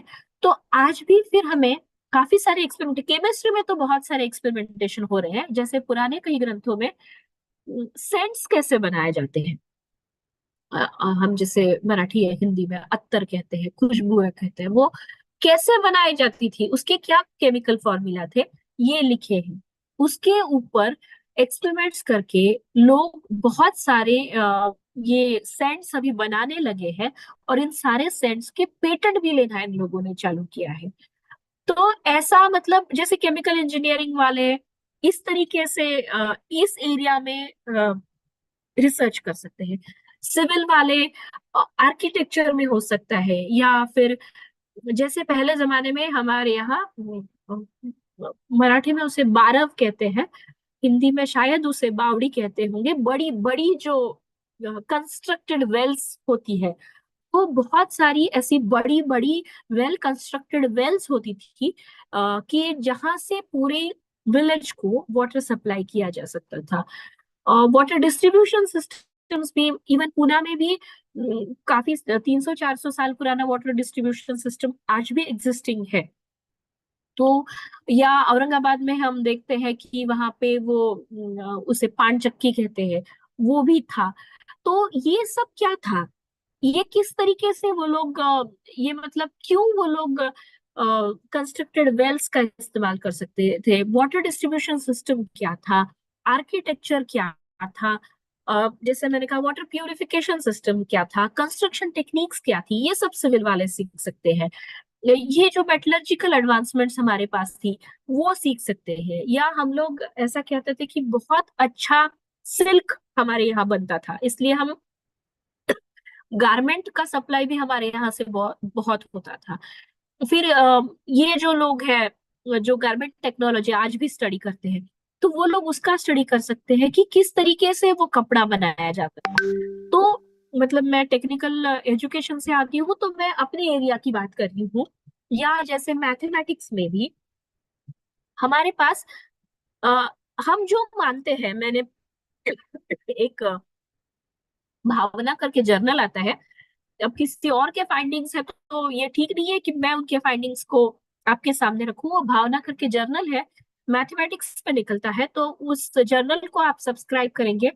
तो मैंने वो एक लेक्चर सुना था, एक एक्सपर्ट आए थे जो स्टैटिस्टिकल इंस्टीट्यूट कोलकाता से है, वहां से।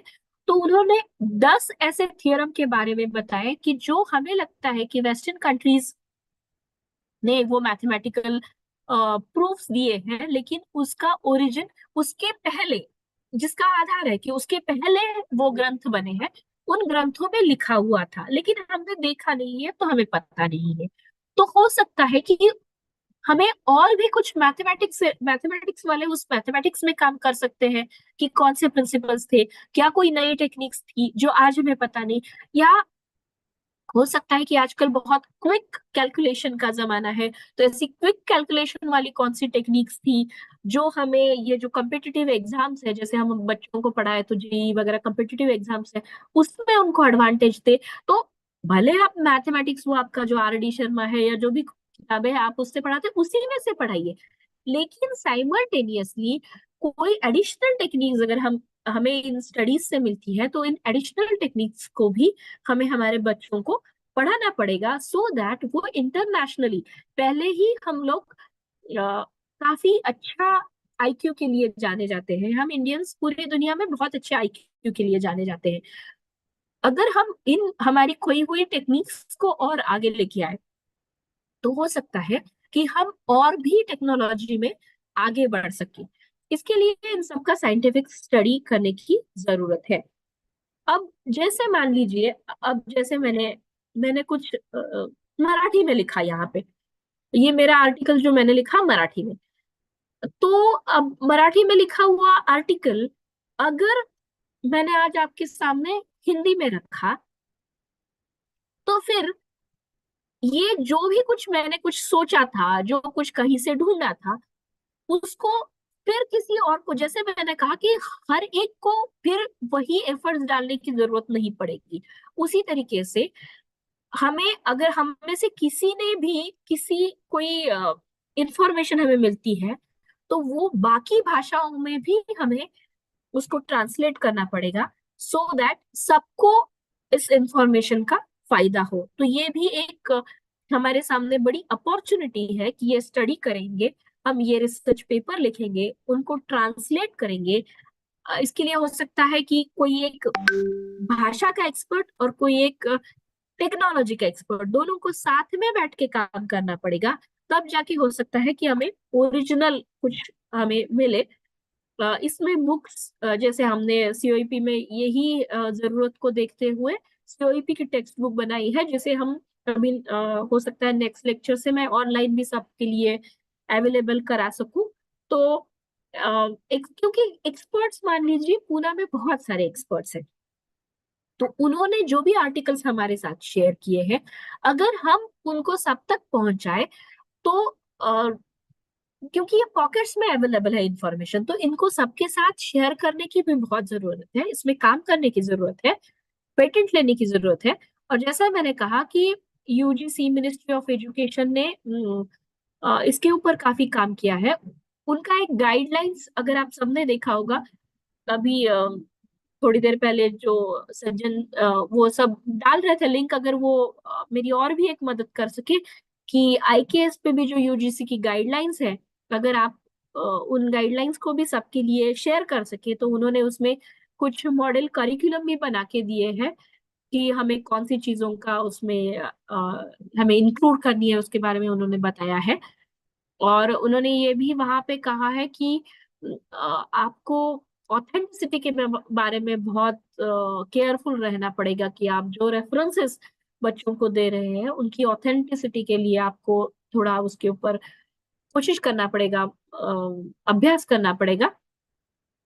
उन्होंने कहा है कि अ, उनका भी यही एक मेन टारगेट है कि लाइब्रेरी से भारतीय नॉलेज सिस्टम को लेबोरेटरी में लेके जाना है। इसके लिए बहुत सारी स्कॉलरशिप्स अवेलेबल है मिनिस्ट्री ऑफ एजुकेशन, और अभी यहाँ पे ज्यादा कंपटीशन नहीं है, तो ऐसा टॉपिक का भी रिस्ट्रिक्शन नहीं है। पर मंथ 10,000 तक की स्कॉलरशिप भी वेब मिनिस्ट्री ऑफ एजुकेशन का, अगर आप ट्विटर या एक्स या लिंक्डइन पेज सब्सक्राइब करके रखे, तो आपको बहुत सारी स्कीम्स के बारे में जानकारी मिलती रहती है, और उनकी बहुत सारी स्कीम्स है। तो ये इसमें रिसर्च करना आसान भी काफी बनाया है गवर्नमेंट ने। और ये जो 4 जुलाई का जीआर है जिसको हमने देखा, उसमें उन्होंने लिखा कि फर्स्ट या सेकेंड सेमेस्टर में 2 क्रेडिट का कोर्स हमें देना है, और इलेक्टिव में भी इंडियन नॉलेज सिस्टम डाल सकते हैं। अभी यहाँ पे कोर वाला, मतलब मेजर से रिलेट करके भारतीय ज्ञान परंपरा के कोर्सेज डेवलप करने का काम सीओईपी में चल रहा है। हमने 3 स्कूल्स के लिए कोर के सिलेबस बनाए हैं। अगर कोई यूनिवर्सिटी चाहती है तो मैं मेरा मेल आईडी देती हूँ, आप ऑफिशियल मेल आईडी से अगर मुझे मेल भेजते हैं तो मैं हमारे सिलेबस भी आपके साथ शेयर कर सकती हूँ, हमारी टेक्स्ट बुक भी आपके साथ शेयर कर सकती हूँ, जिसमें हमने वो सिलेबस जैसे मैंने ये एग्जाम्पल्स दिए उनको देखते हुए बनाए हैं 3 स्कूल्स के लिए। IKSindia.org पे आप जाएंगे तो आपको और भी बहुत सारी स्कॉलरशिप, ये पुराना आर्टिकल है तो वहाँ पे कोई किसी स्कीम के बारे में मैंने इसके ऊपर लिखा था, जो पिछले साल अवेलेबल थी, इस साल और भी काफी सारी नई स्कीम्स आई है। तो ये तो हुआ मेरा आर्टिकल जो मैंने लिखा था। अभी ये क्या है, कुछ और तो कुछ नहीं है हिंदी इंग्लिश के सिवा, मुझे कोई दूसरा सजेशन तो आया नहीं है। तो और भी कुछ आर्टिकल्स है, 1-2 आर्टिकल्स है जिनको मुझे आपके साथ शेयर करना अच्छा लगेगा। मैंने कहा कि मेटल्स एंड मेटल वर्किंग में हम लोग काफी कुछ करते थे, काफी एडवांसमेंट होती थी हमारे यहाँ, तो उसके बारे में एक आर्टिकल मैं आपके साथ शेयर करूंगी। ये 1 मिनट, वो आर्टिकल, 1 मिनट, ये आर्टिकल है वो। ये ये ऐसा पार्शियली क्यों दिख रहा है, जस्ट मिनट, इसको ये क्यों ओपन नहीं हो रहा है। पूरी तरीके से क्यों नहीं ओपन हो रहा है? शायद मुझे ओरिजिनली वहां जाके ही इसको ओपन करना पड़ेगा।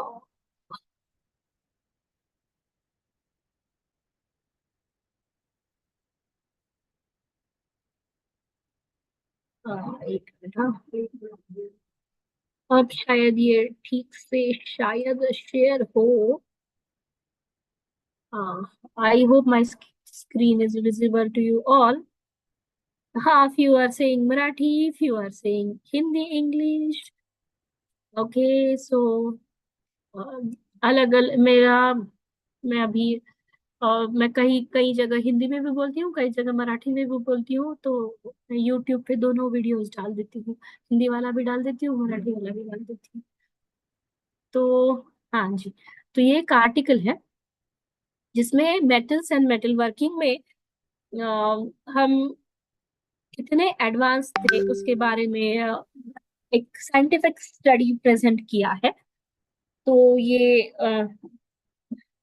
देखिए ये कितना पुराना गोल्ड कॉइन है, आप देख रहे हैं स्क्रीन के ऊपर, गुप्ता किंग्स के जमाने का। तो ब्रिटिश म्यूजियम में रखा हुआ है, और फिर यहाँ पे बहुत सारा कुछ इंट्रिकेट डिटेल्स इसके ऊपर हमें दिखाई दे रहे हैं जो शायद क्लियर ना हो, लेकिन इतना ही हमें इसके ऊपर से पता चलता है कि अगर ये गोल्ड कॉइन है और इसको बनाना है, तो हम मैकेनिकल इंजीनियर्स जो है वो समझ सकते हैं कि आपको गोल्ड कॉइन बनाना है तो आपको गोल्ड एक्सट्रैक्शन, गोल्ड माइनिंग के बारे में पता होना चाहिए, गोल्ड प्यूरिफिकेशन या उसका प्रोसेसिंग के बारे में पता होना चाहिए। फिर अगर ये कॉइन्स कॉइन्स मतलब मल्टीपल बनाएंगे हम, तो उसके लिए डाई बनाना पड़ेगा, मेटल फॉर्मिंग टेक्निक्स जैसे डाई कास्टिंग है उनके बारे में पता होना चाहिए, तो ही जाके आप कॉइन बना सकते हैं। इसका मतलब हम कहते हैं कि इंडस्ट्रियल रिवोल्यूशन अभी हुआ 18th सेंचुरी में, लेकिन अगर ये सारी मैन्युफैक्चरिंग टेक्निक्स पता नहीं थी तो फिर ये कॉइन कहाँ से बना? तो दिस गिव्स अस क्लू कि हो सकता है कि ये सब इंफॉर्मेशन तब हमें पता हो तो ये क्या था, फिर हमें उसको ढूंढना पड़ेगा, वो सारी टेक्निक्स वो लोग, हो सकता है कि आज हम जिस वेद से जिस टेक्निक के साथ ये सब अचीव करते हैं वो, और तब हम लोग अचीव करते थे उसमें कुछ अंतर हो। तो तब क्या था, क्या टेक्निक्स थी, क्या टूल्स थी, क्या स्किल्स थे, क्या मशीनरी थी, ये सब हमें रिसर्च करना होगा। This is what is Indian knowledge system. अब आप सब लोग जानते होंगे, ये कोई मैं नई बात नहीं बता रही हूँ, लेकिन वुड स्टील के बारे में हम सब लोग जानते हैं कि ये बहुत पहले जमाने में हमारे यहाँ से पॉपुलर था वुड स्टील, और वो जो हम सप्लाई किया करते थे, यूरोप को सप्लाई करते थे और बहुत सारी और कंट्रीज में भी सप्लाई करते थे, मिडिल ईस्ट में भी सप्लाई करते थे, और उससे दमस्कस स्वॉर्ड्स बनाई जाती थी, तलवारें बनाई जाती थी। और वो तलवारें क्यों नोन थी, क्यों लोग हमारे यहाँ से वुड स्टील लेते थे, क्योंकि जब आप वुड स्टील्स लेके जब ये तलवारें बनाते थे तो they were known for edge sharpness, flexibility, strength, and typical surface structure on the sword surface. तो लोगों ने ये वुड्स वर्ड का कहाँ ओरिजिन होगा इसको ढूंढा। ये मैं एक आर्टिकल ही शेयर कर रही हूँ आपके साथ। तो वो राइटर ने लिखा है कि तमिल लैंग्वेज में अलॉय को उरुक्कू बोलते हैं, और द्रविडियन लैंग्वेज में स्टील के लिए कुछ सिमिलर वर्ड्स उन्हें पता है। तो ये ऐसे कुछ होते होते उरुक्कू उक्कू होते होते होते वो वुड्स हुआ होगा, ऐसा उनका कहना है। तो ये सब बहुत सारी जगह हम लोग सप्लाई करते थे। तो फिर ये वुड स्टील क्या था, उसका कॉम्पोजिशन क्या था, वो कैसे बनाते थे? तो जब when England colonized India, there was considerable interest in studying wood steel. So Faraday, the inventor of electricity, Faraday is known for invention of electricity. He was fascinated by wood steel and he studied it. तो फिर उन्होंने कैसे वो Damascus steel को बनाया जाता है ऐसा कुछ इसके ऊपर एक स्टडी किया, लेकिन उन्होंने जो कंक्लूड किया that aluminium oxide and silica additions contributed to the properties of the steel, and उन्होंने 1820 में वो पेपर पब्लिश किया लेकिन उस कंपोजिशन के साथ जब उन्होंने वो वुड स्टील बनाना चाहा तो दे वर नॉट सक्सेसफुल। बट मतलब फॉरेनर्स को शायद इन सब चीजों को वो तब भी पता नहीं कर पाए। हमें देखना पड़ेगा कि क्या आज भी कहीं पॉकेट में ये इंफॉर्मेशन अवेलेबल है जिससे हम पता कर सकते हैं, and it can be a worth patented thing. मतलब ये तो एक एग्जाम्पल हुआ। Recent inventions on the properties of the ultra high carbon wood steel, such as superplasticity, justify it being called an advanced material of the ancient world, with not merely a past but also perhaps a future. Okay लेकिन क्या हुआ फिर? ये सब हमारे यहाँ बनता था और सब अब टिल, जैसे मैंने कहा ना, बहुत सारे जीडीपी में कंट्रीब्यूट करते थे, 17th सेंचुरी तक बाहर भी जाता था। लेकिन फिर ये हुआ कि when Britishers ruled us, there were some production taxes and there were bans on mining. So perhaps this must have been perhaps responsible for the disruption of mining and steel manufacture industry, and eventually वो know how जो हमारे पास था वो चला गया। तो इसके लिए उन्होंने ये सब इंफॉर्मेशन कहाँ से ली है उसका सोर्स भी इसमें दिया है।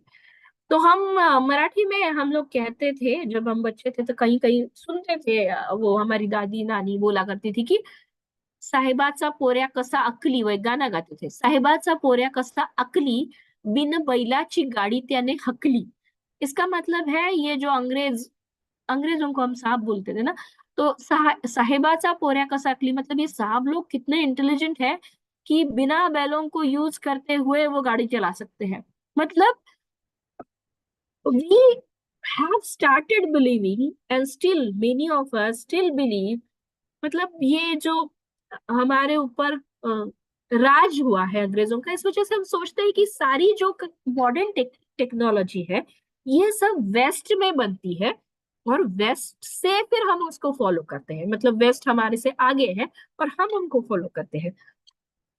लेकिन हमें क्या इसमें सच्चाई है ये सोचना पड़ेगा, कोशिश करनी पड़ेगी। और जैसा मैंने पहले भी कहा, एक डिस्क्लेमर मेरे पूरे इस टॉक का, कि हमें कुछ भी कंक्लूड नहीं करना है, लेकिन बिना कोशिश किए, बिना समझे, बिना ढूंढे कोई भी एक पक्ष उठाना भी नहीं है। हमें ढूंढना है कि क्या ये जो यहाँ पे लिखा है वहां पे माइनिंग में सच में था क्या, इस तरह से हम एडवांस करते थे। और ये हर एक का अपना अपना काम है अपने अपने एरिया में। यहाँ और भी कुछ मटेरियल्स के बारे में उन्होंने लिया है, साइंस एंड टेक्नोलॉजी के लिए लिखा है उन्होंने, आर्कियोलॉजिकल इन्वेंशंस के बारे में भी लिखा है, माइनिंग एंड और एक्सट्रैक्शन के भी प्रूफ उन्होंने दिए हैं कि हमारे contribution to metal working, metallurgy and material science में क्यों नोटवर्दी था। ये कुछ ऑर्नामेंट्स मिले हैं पहले जमाने में, ये कहाँ पे रखे हैं देखते हैं। आंध्र प्रदेश रॉयल इयररिंग्स, और ये किसी म्यूजियम से मिली हुई इयररिंग है। तो अगर आप देखिए तो कितना बारीक काम किया हुआ है इन इयररिंग्स पे। तो इतना बारीक काम अगर कर सकते थे हम, इसका मतलब है हमें इन मतलब क्या मिक्स करना पड़ेगा किस मेटल के साथ, माइनिंग कैसे करना है, तो उसके लिए टूल्स कौन से लगते हैं, इन सब चीजों के बारे में पता होगा तभी जाके इतने अच्छे कुछ हम आर्टिक्राफ्ट्स बना पाए। So these lost technologies we need to find out.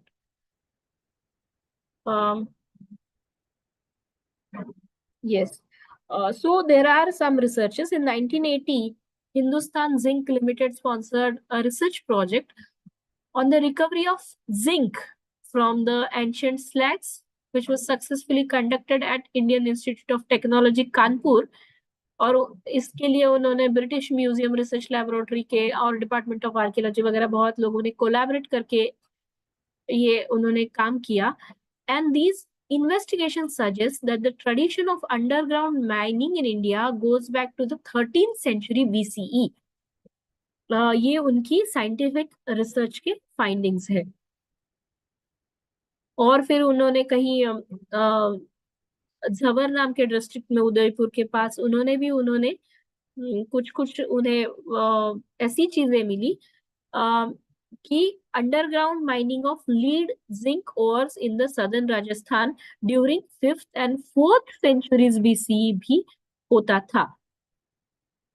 Discovery of brass vase containing 34.34% zinc in Taxila.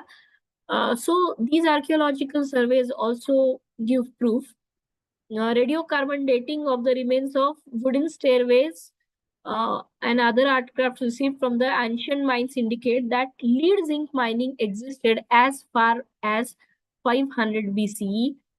And radiocarbon of pieces of rope, bamboo basket from ancient workings indicate that these mines were in production approximately 3000 years ago. तो बहुत सारा काम engineers को हमें इसमें करना पड़ेगा. ये सारी टेक्निक्स अगर हम फिर से ढूंढ निकालते हैं तो बहुत टेक्नोलॉजिकली एडवांसमेंट के लिए हम जा सकते हैं, पेटेंट्स के लिए जा सकते हैं. और हम लोग को ये भी पता है कि गोल्ड, जैसे हमारे यहाँ बीमार लोगों में सुवर्ण भस्म दिया जा सकता था, तो आज हम नैनो पार्टिकल्स के ऊपर रिसर्च करते हैं. और जैसे जो भी मैं 10 मिनट में अभी रुकूंगी, मैं I am coming to the end of my lecture, but we study and जो भी मैकेनिकल इंजीनियरिंग में काम करते होंगे कि उन्हें पता होगा कि स्केलिंग लॉज होते हैं. जैसा हम स्केल डाउन करते हैं किसी चीज को, किसी चीज का डायमेंशन रिड्यूस करते हैं, तो पूरा फिजिक्स चेंज हो जाता है. और इसीलिए नैनो टेक्नोलॉजी को अलग से पढ़ना पड़ता है, क्योंकि जैसे पार्टिकल का साइज छोटा होगा, माइक्रो स्ट्रक्चरल चेंजेस होंगे, वैसे उसकी फिजिकल प्रॉपर्टीज चेंज होंगी. तो हम बहुत सारे हमारी दवाइयों में इन जिसे हम जो पाउडर्स का यूज करते थे, तो हो सकता है कि हमें नैनो पार्टिकल्स की प्रॉपर्टीज के बारे में पता हो, इसलिए हम उन चीजों को पाउडर्ड फॉर्म में बहुत सारी दवाइयों में यूज करते थे. तो अभी ये डॉक्टर्स के लिए भी काम है, इंजीनियर्स के लिए भी काम है. हर जगह अपने अपने एरियाज में हमें काम करना पड़ेगा एंड लॉस्ट इंफॉर्मेशन को ढूंढना पड़ेगा. गोल्ड, सिल्वर, आयरन, कॉपर, ये तो सारे हमारे यहाँ ट्रेडिशनली यूज होने वाले मेटल्स है. और इसके बहुत सारे प्रूफ हमें घर में भी मिल जाते हैं कि हम ट्रेडिशनली सालों से इनका यूज करते आ रहे हैं. And even we wear ornaments also. Ornaments भी डेकोरेटिव पर्पस के लिए तो है, लेकिन बहुत सारे ऐसे आर्टिकल्स निकल आए हैं कि use of these ornaments health से भी कैसे रिलेट होते हैं इन सारे ऑर्नामेंट्स का, तो उसे भी साइंटिफिक तरीके से हमें स्टडी करना होगा. अभी मैं इन सब की डिटेल्स में नहीं जाऊंगी कि ये प्रोडक्शन कैसे हमारे यहाँ होता था, और कॉपर माइनिंग, और कॉपर के साथ हम कैसे कॉपर को हमारे डे टू डे इसमें यूज करते थे, इन सब के बारे में. और ये कहाँ कहाँ पे कॉपर के आर्टिकल्स मिले हैं, इसके टेबल्स भी है. तो 2nd सेंचुरी से लेके यहाँ पे चीजें मिली है जहाँ पे कॉपर, ब्रास, गोल्ड, सिल्वर हमें पता था. मर्क्यूरी के बारे में हम जानते थे. ये सब अब मैं सब बस मैं स्क्रॉल कर रही हूँ कि ये सारी चीजों के बारे में इंफॉर्मेशन अवेलेबल है. आयरन एंड स्टील के बारे में भी जैसे हम काफी आज भी देख सकते हैं कि जो आयरन स्तंभ है वो आज भी, उन्हें आयरन पिलर्स को आज भी वो रस्ट नहीं होते, करोजन नहीं हो रहा है उनका, और इतने हेवी पिलर्स है. तो क्या टेक्निक होगी कि वो एंटी करोजन प्रॉपर्टीज, ऐसा कौन सा कंपोजिशन होगा कि which makes them anti corrosion, और not even years together, centuries together anti corrosive रह सकते थे. ऐसी कौन सी प्रॉपर्टी थी? We have lost that composition, so we need to find it out. And yes, I'll scroll down and I think I need to close down this article because ये तो वो सारी टेक्निक्स के बारे में भी स्टडी करके बताया है, तो मैं इसके ज्यादा डिटेल में नहीं जाऊंगी. दोज हु आर इंटरेस्टेड, वो मेटलर्जी में जिनको इंटरेस्ट है वो इसके डिटेल्स में जा सकते हैं.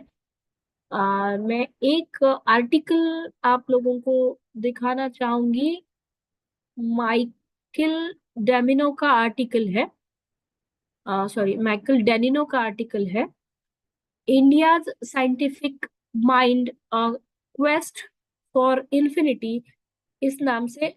जैसे मतलब अभी ये भी फिर से वही एक्चुअली मेंटालिटी हुई कि अ, कोई और जब अपने बारे में आर्टिकल लिखते हैं बाहर के देश वाले, तो हमें थोड़ा बहुत ज्यादा ऑथेंटिक लगता है, और फिर हम उसके ऊपर विश्वास भी रखते हैं। लेकिन खैर, दिस आर्टिकल बाय माइकल डेमिनो इन विच उन्होंने मैथमेटिक्स के बारे में काफी लिखा है, इसके लिए मैं ये आर्टिकल शेयर कर रही हूँ कि how advanced we were in mathematics and astronomy. मेरे ख्याल से मुझे इस आर्टिकल को भी स्क्रॉल डाउन करके रुकना चाहिए, क्योंकि last 5 minutes I should give for interaction with you people, because it has been a monologue for last 3 hours and I have not given any chance for interaction. So just मैं आप लोगों को ये इसमें बस ये डैनिनो ऐसे बोलते हैं कि हमारे यहाँ नंबर्स और कल्चर ये सब मिला हुआ था। मतलब आप अगर कहीं देखें कि उन्होंने नौ के बारे में बात की है, तो वो नौ रत्न अगर वो कहते हैं तो उनको 9 नंबर बोलना है। या मतलब इफ दे आर सेइंग कि पूर्ण, इसका मतलब दे आर टॉकिंग अबाउट 0। या मतलब अंगुली, तो उसका मतलब है 10। तो जरूरी नहीं है कि वो हर जगह 10 लिखे या 9 लिखे या 0 लिखे, हो सकता है वो वर्ड्स में लिखे। तो उन्होंने एक यहाँ पे है कि नहीं, मैं देखती हूँ, एक एग्जाम्पल दिया है। हाँ, यहाँ है कि उन्होंने एक एग्जाम्पल लिखा है कि कैसे एक नंबर को रिप्रेजेंट किया। जैसे उन्होंने कहा कि, एक मिनट, हाँ यहाँ पे कहाँ पे लिखा है, आ, हाँ ऐसे कुछ लिखा है शायद, वियत अंबरा काशा साई शून्य यम राम वेदा, ऐसा कुछ अगर वर्ड हमें दिखाई देता है तो इन सबको आप नंबर्स के साथ रिलेट कर सकते हैं। और फिर वो नंबर्स, वो इंडिकेट करने वाले नंबर्स लिखेंगे, और पहले हम लेफ्ट टू राइट नहीं, राइट टू लेफ्ट नंबर पढ़ते थे। तो फिर वो सबको प्लेस करके 0 0 0 0 2 3 4 आया, तो फिर वो नंबर हुआ 4 3 2 0 0 0। तो मतलब इस तरीके से लिखा हुआ है, तो हमें वो जिस तरीके से लिखा गया है उसकी भाषा समझनी पड़ेगी। और जैसे देखिए, ये 10 रेस टू पावर्स है, 10 raise to 2, 10 raise to 3, 10 raise to 4, 10 raise to 5। तो यू विल सी कि 10 रेस टू 45 तक यहाँ पे दिया है। हर पावर को एक नाम है, एक ही नहीं, कभी कभी तो एक पावर के 3 4 भी नाम है। तो मतलब ये सब हमें अगर पहले पता करना पड़ेगा, तब जाके हम वो सब स्क्रिप्ट्स पढ़ पाएंगे, उनको डिकोड कर पाएंगे। तो ठीक है, ये तो बहुत कुछ अभी इसके ऊपर अ, ये तो सेपरेट टॉक का सब्जेक्ट है, तो उसको हाफ टॉक में तो करना मुश्किल है। लेकिन नाउअडेज इंजीनियरिंग में हम लोग ये किताब यूज करते हैं सब लोग, Indian knowledge system by Mahadevan sir की। महादेवन सर का एनपीटीईएल पे कोर्स भी है, तो इसको यूज कर रहे हैं। कपूर सर की भी किताब है, उसको यूज कर रहे हैं। और अगर आपको और डेप्थ में जाना है तो फिर और भी कई किताबें हैं। जैसे मेरे पास ये एक किताब है, the great mathematical heritage of India, तो इसमें रिलेटेड टू मैथमेटिक्स ज्यादा डिटेल में बताया है। फिर महात्मा गांधी के एक अनुयायी थे धर्मपाल, जिनका धर्मपाल समग्र साहित्य करके सारी भाषाओं में मिलता है, हिंदी में मिलता है, मराठी में मिलता है। तो ये धर्मपाल समग्र साहित्य के सारे खंड है, जिसमें बहुत कुछ लिखा है। इसमें टेक्नोलॉजी के ऊपर भी एक किताब है जिसको मैं ज्यादा करके रेफर करती हूँ। तो ऐसा बहुत कुछ है जिसको हम अभी पढ़ने की जरूरत है। हो सकता है बहुत साल लग जाए इसमें, तब हम स्टेबलाइज हो सकते हैं। तो मैं आप लोगों से अभी लास्ट 2 5 मिनट बचे हैं हमारे पास, तो मैं आई रिक्वेस्ट यू ऑल कि आप प्लीज फ्रीली आपका जो ओपिनियन है, आपका जो क्वेश्चन है, उसको पुट फॉरवर्ड करिए। अगर मैं ऑन आपका माइक ऑन कर सकती हूँ तो वो भी करूंगी, वरना आप चैट बॉक्स में बात कर सकते हैं। आपने 3 घंटे से मुझे सुना, शांति से सुना। मैं आप सब लोगों का बहुत बहुत शुक्रिया अदा करना चाहती हूँ। और अभी इंटरेक्शन के लिए हम ओपन करते हैं। हाँ, कोई कुछ पूछना चाहते हैं? हे भगवान, मुझे चैट क्यों नहीं दिखाई दे रही अभी? Thank you so much ma'am, दिखाई दे रहा है, लेकिन चैट क्यों नहीं दिखाई दे रही? हाँ, दिखाई दी। ओके। नहीं नहीं नहीं, मुझे मुझे ट्रू कमेंट्स चाहिए, मुझे क्वेश्चंस चाहिए। मैंने कोई पीपीटी शेयर नहीं किया था। एक तो पहले मैं 4 जुलाई का जीआर शेयर कर रही थी, उसके बाद में मैं अपना आर्टिकल शेयर कर रही थी, उसके बाद में मैं डेनिनो का आर्टिकल शेयर कर रही थी, उसके बाद में मैं ऐसे मतलब I was sharing articles, PPT तो कुछ शेयर भी कर रही थी, लेकिन ये इंफॉर्मेशन को हो सकता है फिर मैं एक पीपीटी पे डाल के मैं सर के पास भेज सकती हूँ अगर आपको रेफर करना है तो। और मेरा ईमेल आईडी भी देती हूँ, तो अगर आपको कोई कोई भी पे अगर आपके किसी भी हेल्प हो सकती है मेरी तरफ से, तो I am ready for that, if I can be of some use. मैं अपना मेल आईडी लिख रही हूँ।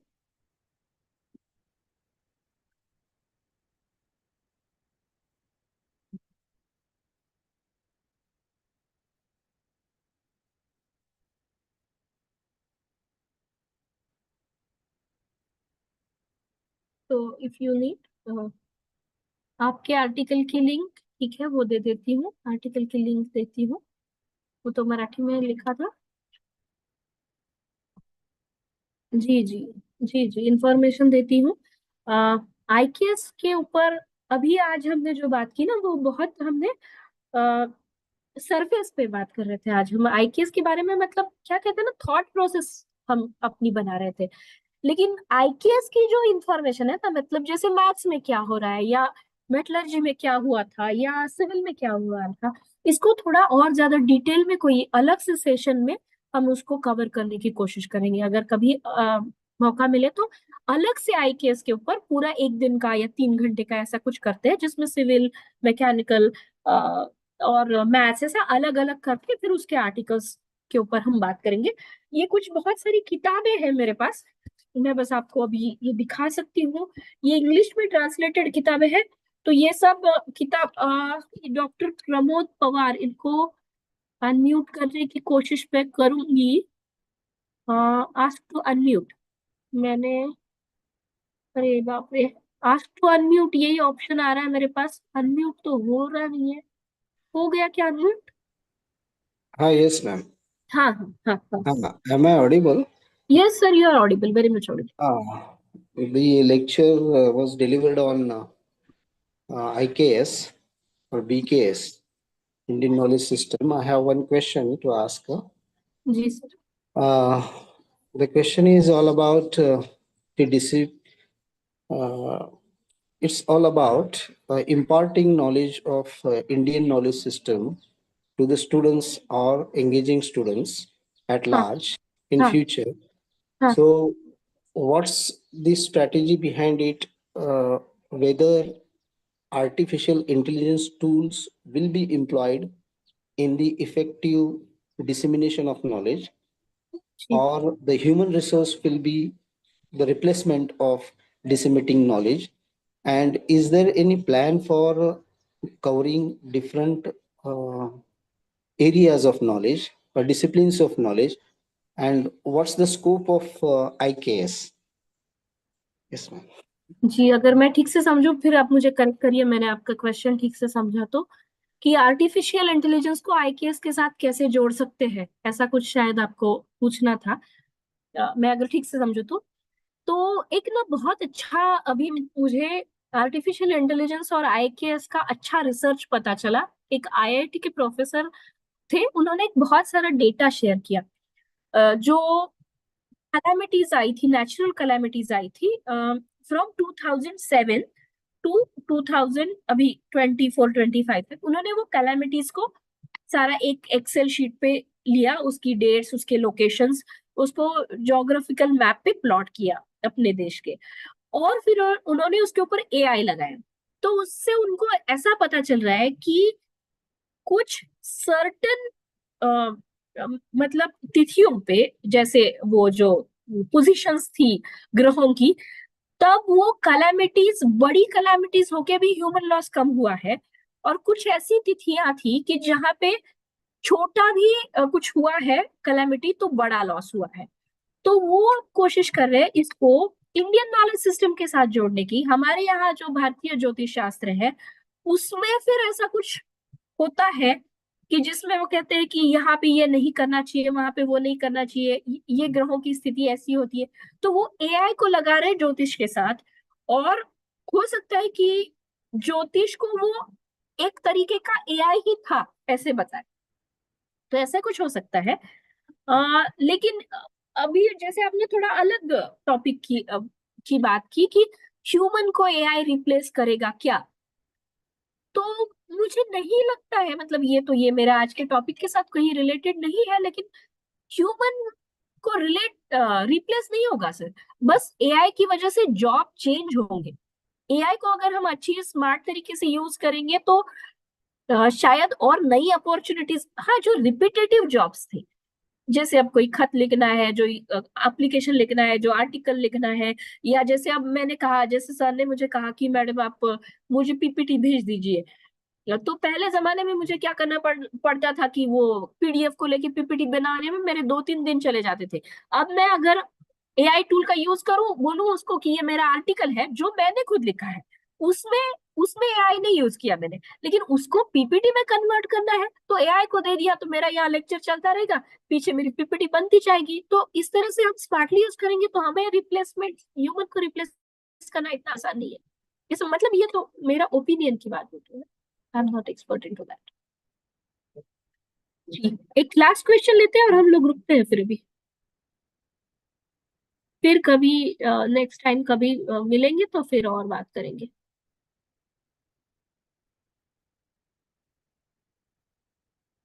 चलिए, बहुत अच्छा लगा आज आप सब लोग के साथ बात करके, मुझे बहुत अच्छा लगा। और मैं बेसिकली आई एम फ्रॉम, मैं संभाजी नगर से ही आती हूँ। तो जब मैं वहां पे रहती थी तो वहां पे हिंदी में बात करने की काफी मुझे आदत थी, लेकिन पिछले कई दिनों से हिंदी में बात करने का कभी मतलब मौका नहीं मिला था, तो मेरी आदत छूट सी गई थी। तो आज अच्छा लगा कि आप सब लोगों के साथ आपने इंसिस्ट किया कि हिंदी में बात करें, तो मैंने भी कोशिश की। और हो सकता है मैं आगे भी खुद से ही कोई हिंदी में अपना टॉक दूं। तो अच्छा लगा आपने मुझे मौका दिया हिंदी में बात करने का, शुक्रिया।